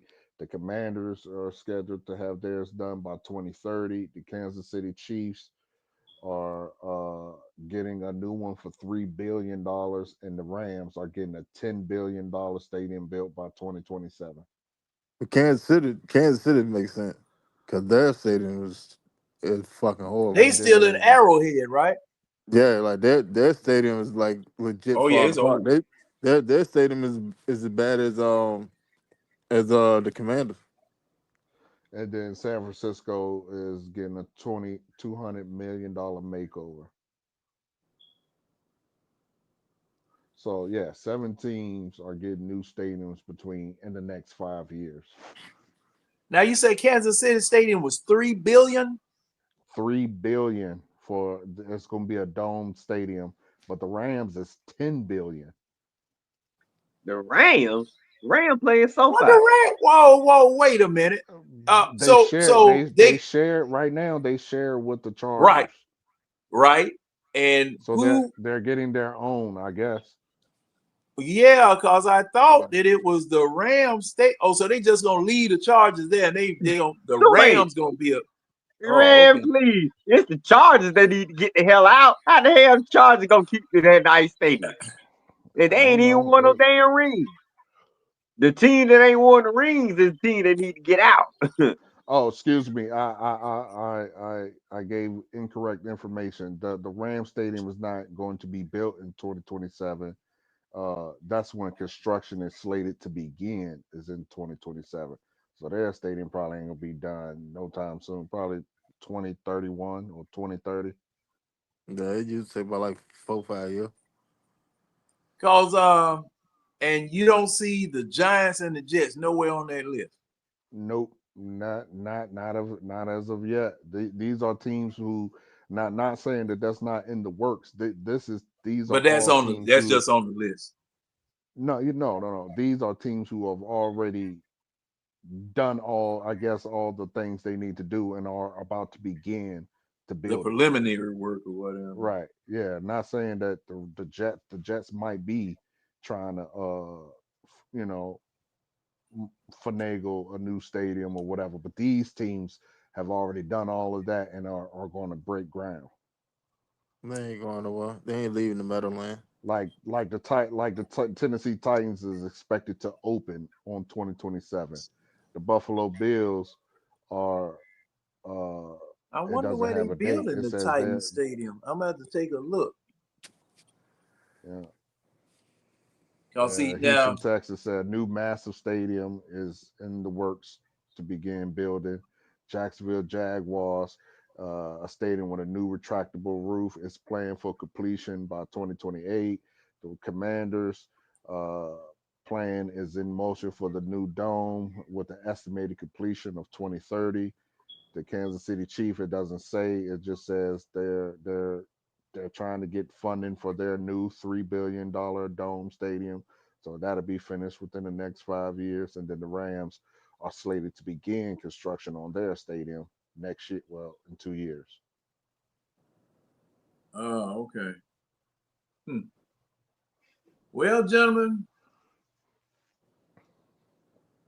time for me to shut it down here because I think we heading into penalty overtime now. Thank you. Shoot. You know who. I can't pay double time and a half. Ain't good, great. But Red, I guess William gone. What you doing this weekend, Red? Well, we back up and popping. Be another episode of Red and Real Saturday morning. Probably gonna do our NFL preview. So that's Saturdays, 11 a.m. Facebook, YouTube. Y'all check me out. Everybody's welcome. John, Winston, thank you for entertaining me tonight. Thank you for having me. Another good chat, another good debate. So excited the football season is back. That's what's up, baby. Oh, UGA this weekend too, baby. Who y'all play this week? All right. I don't Hey, even want to Coach. say. Austin P. Yes, sir. When Another cupcake. We don't get no real. I don't think we play our real SEC until next week. We play Tennessee week 3. okay. Hey, Coach. Y'all got a crank up date? Oh yeah. Our first show will be Tuesday at 9 p.m. So come and join us at the Coach's Corner. Me and James. Our focus will be solely on the defense, what we've seen on the defense in the game Sunday, what we like, what we dislike. I'm sure it'll be some fireworks. I'm sure, as always, I'll have hot takes. So yeah, come and join us. All And right. it's Be sure to. Tuesday at 9. Well, All right. Tuesday Be at sure to 9 send us a your link. time. Okay. Hey, 9 Eastern. yeah, send us a link and in Facebook or YouTube or wherever you guys are gonna be. And So we'll I'm new with this, so I don't really okay. know. I'll Oh, figure send out it, how send to it through send it. Messenger. Send it through I Messenger. mean, yeah. Once I understand how to send it, yeah, I will. But yeah, I'll definitely put it out there. All right. All right. All right. Well, Winston, wrap us up so we can go on. Oh, is William still on there? Is it? Is he here? We're back to work, man. Well, thank thank everybody for coming through tonight. Everybody in the chat, everybody came through on the panel. Red, William, James, Coach, Taddy. Man, it's been great. Been a blast. Been a blast. But catch us on Facebook, YouTube, and Twitter. The ISS trying to build up the Twitter page as is. But yeah, football is back. Football is king. We got a game Sunday. But yeah, catch us next Wednesday and every Wednesday at 10 p.m. Same bad channel, same bad time. Start off with Falcon content. Ain't no telling where the conversation will go, but you can enjoy the ride along the way. Thank y'all, thank y'all, thank y'all. You ain't lying with William Motorsport. I'm telling where the conversation ain't go. Ain't no telling. I hope it don't lead to jail. That's all I'm saying. That dude. Because see, now I go for myself, but I ain't going. Oh, I don't anyway. know what that man. Kool-Aid came through. Hey, Kool-Aid, when you look at this one, we're gonna be talking because I know we're gonna start that Atlanta Hawks talk up in We Talk Hawks. And Man, I hope some of them sensitive guys that be on that page ain't on some of y'all debates, because if not, they are. on They are. Oh, But see, man. hey, Red. See, a lot of times we don't even pay them jokers no attention because see, man, God, hey, they get to fussing with me and stuff all the time because see, I mean, they love them some Trey Young, man. But yeah. I hope he come through for us this year, because if not, it's gonna be some sad thing. Well, hey, I'm just waiting because see, thing is, football is cranked up this month, basketball tail end of next month. Hey, and like I posted, man, it's gonna be hard for me not to see TNT coverage of the NBA. I'm just gonna tell you. I'm just Barkley was saying today. He was saying today he don't even know how they're gonna set they show up on ESPN. They better not mess this thing up, man. ESPN, I swear. Cause this show was a classic. Yeah, they're and see, trick it up. Well, see, my problem with it is, see, on TNT they could be wide open, but with Disney owning ESPN, some of the stuff that they were doing on TNT, Disney might not let them do. And see, and the crazy part about it, they were collecting Emmys like lint over there on TNT, on Inside the NBA. They were collecting Emmys every year. Cause matter of fact, they won an Emmy last year. Him, Ernie Johnson, and Chuck won another Emmy last year. So, plus the fact, since they were on TNT, they could talk about ESPN like a dog and all of that. And man, I'm telling you, man, that show made me look forward to watching basketball because you just never knew what them jokers was gonna do on Inside the NBA. You just never knew what they were gonna do. Never knew what they were gonna I've been say. watching that show since late 90s. Yeah. Fred Hickman and Nick, was it one of the Cellini brothers, Rick Kamler, all those people like that, man. I remember it was just Ernie and Kenny up there. And it went from Ernie and Kenny to Ernie and Charles and Kenny to Shaq, Ernie and Charles and Kenny. Mm-hmm. And I mean, it was just a good show. It was just a good, generic, honest show.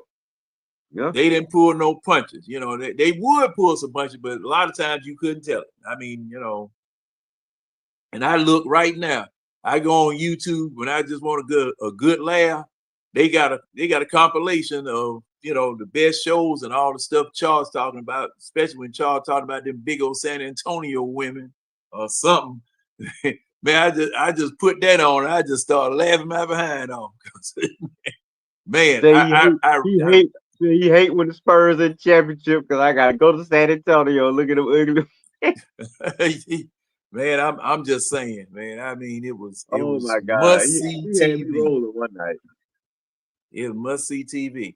But to all the people that were in the chat, Millie Mills, Chief, Kool-Aid, Tonio, Ted Y'all have a DeGeorge, good one. I'm out. strapped up 24 was in there. Tonio came through.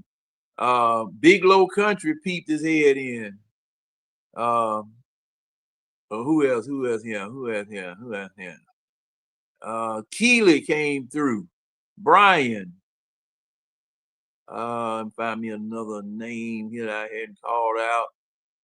Nando, 3 Dirty Bird. Mactown Dirty, King Atlanta supporter. Appreciate you coming through. Christy Lewis, John Brooks, Jonta Rozier from way in Sparks, Nevada. Appreciate you tuning in. T-Dub, Cool C, all of y'all. Appreciate you guys coming through on this part 2 of the doubleheader. We were on last night. We on again tonight. 5 hours last night, 4 hours and 15 minutes tonight. We wouldn't do it if we didn't love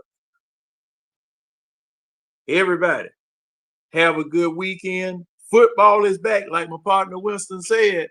Strap yourselves in, get you something to drink, get you something to eat, and put the rules out for football from now until February. Let your loved ones know what the deal is. You're going to be occupied every Sunday, possibly a Monday, possibly a Friday or a Thursday. Or Saturday. Or Saturday. You're going to be watching football. This weekend will be the best time to break them in. Same way like it was last week with college football. This will be the best time to break them in. Let them know, I love you, but I got stuff to do. Ladies and gentlemen, have a good tomorrow, which we've dug 2 hours into, and have a good weekend. Enjoy your football team, whoever it may be. Bye-bye. Peace.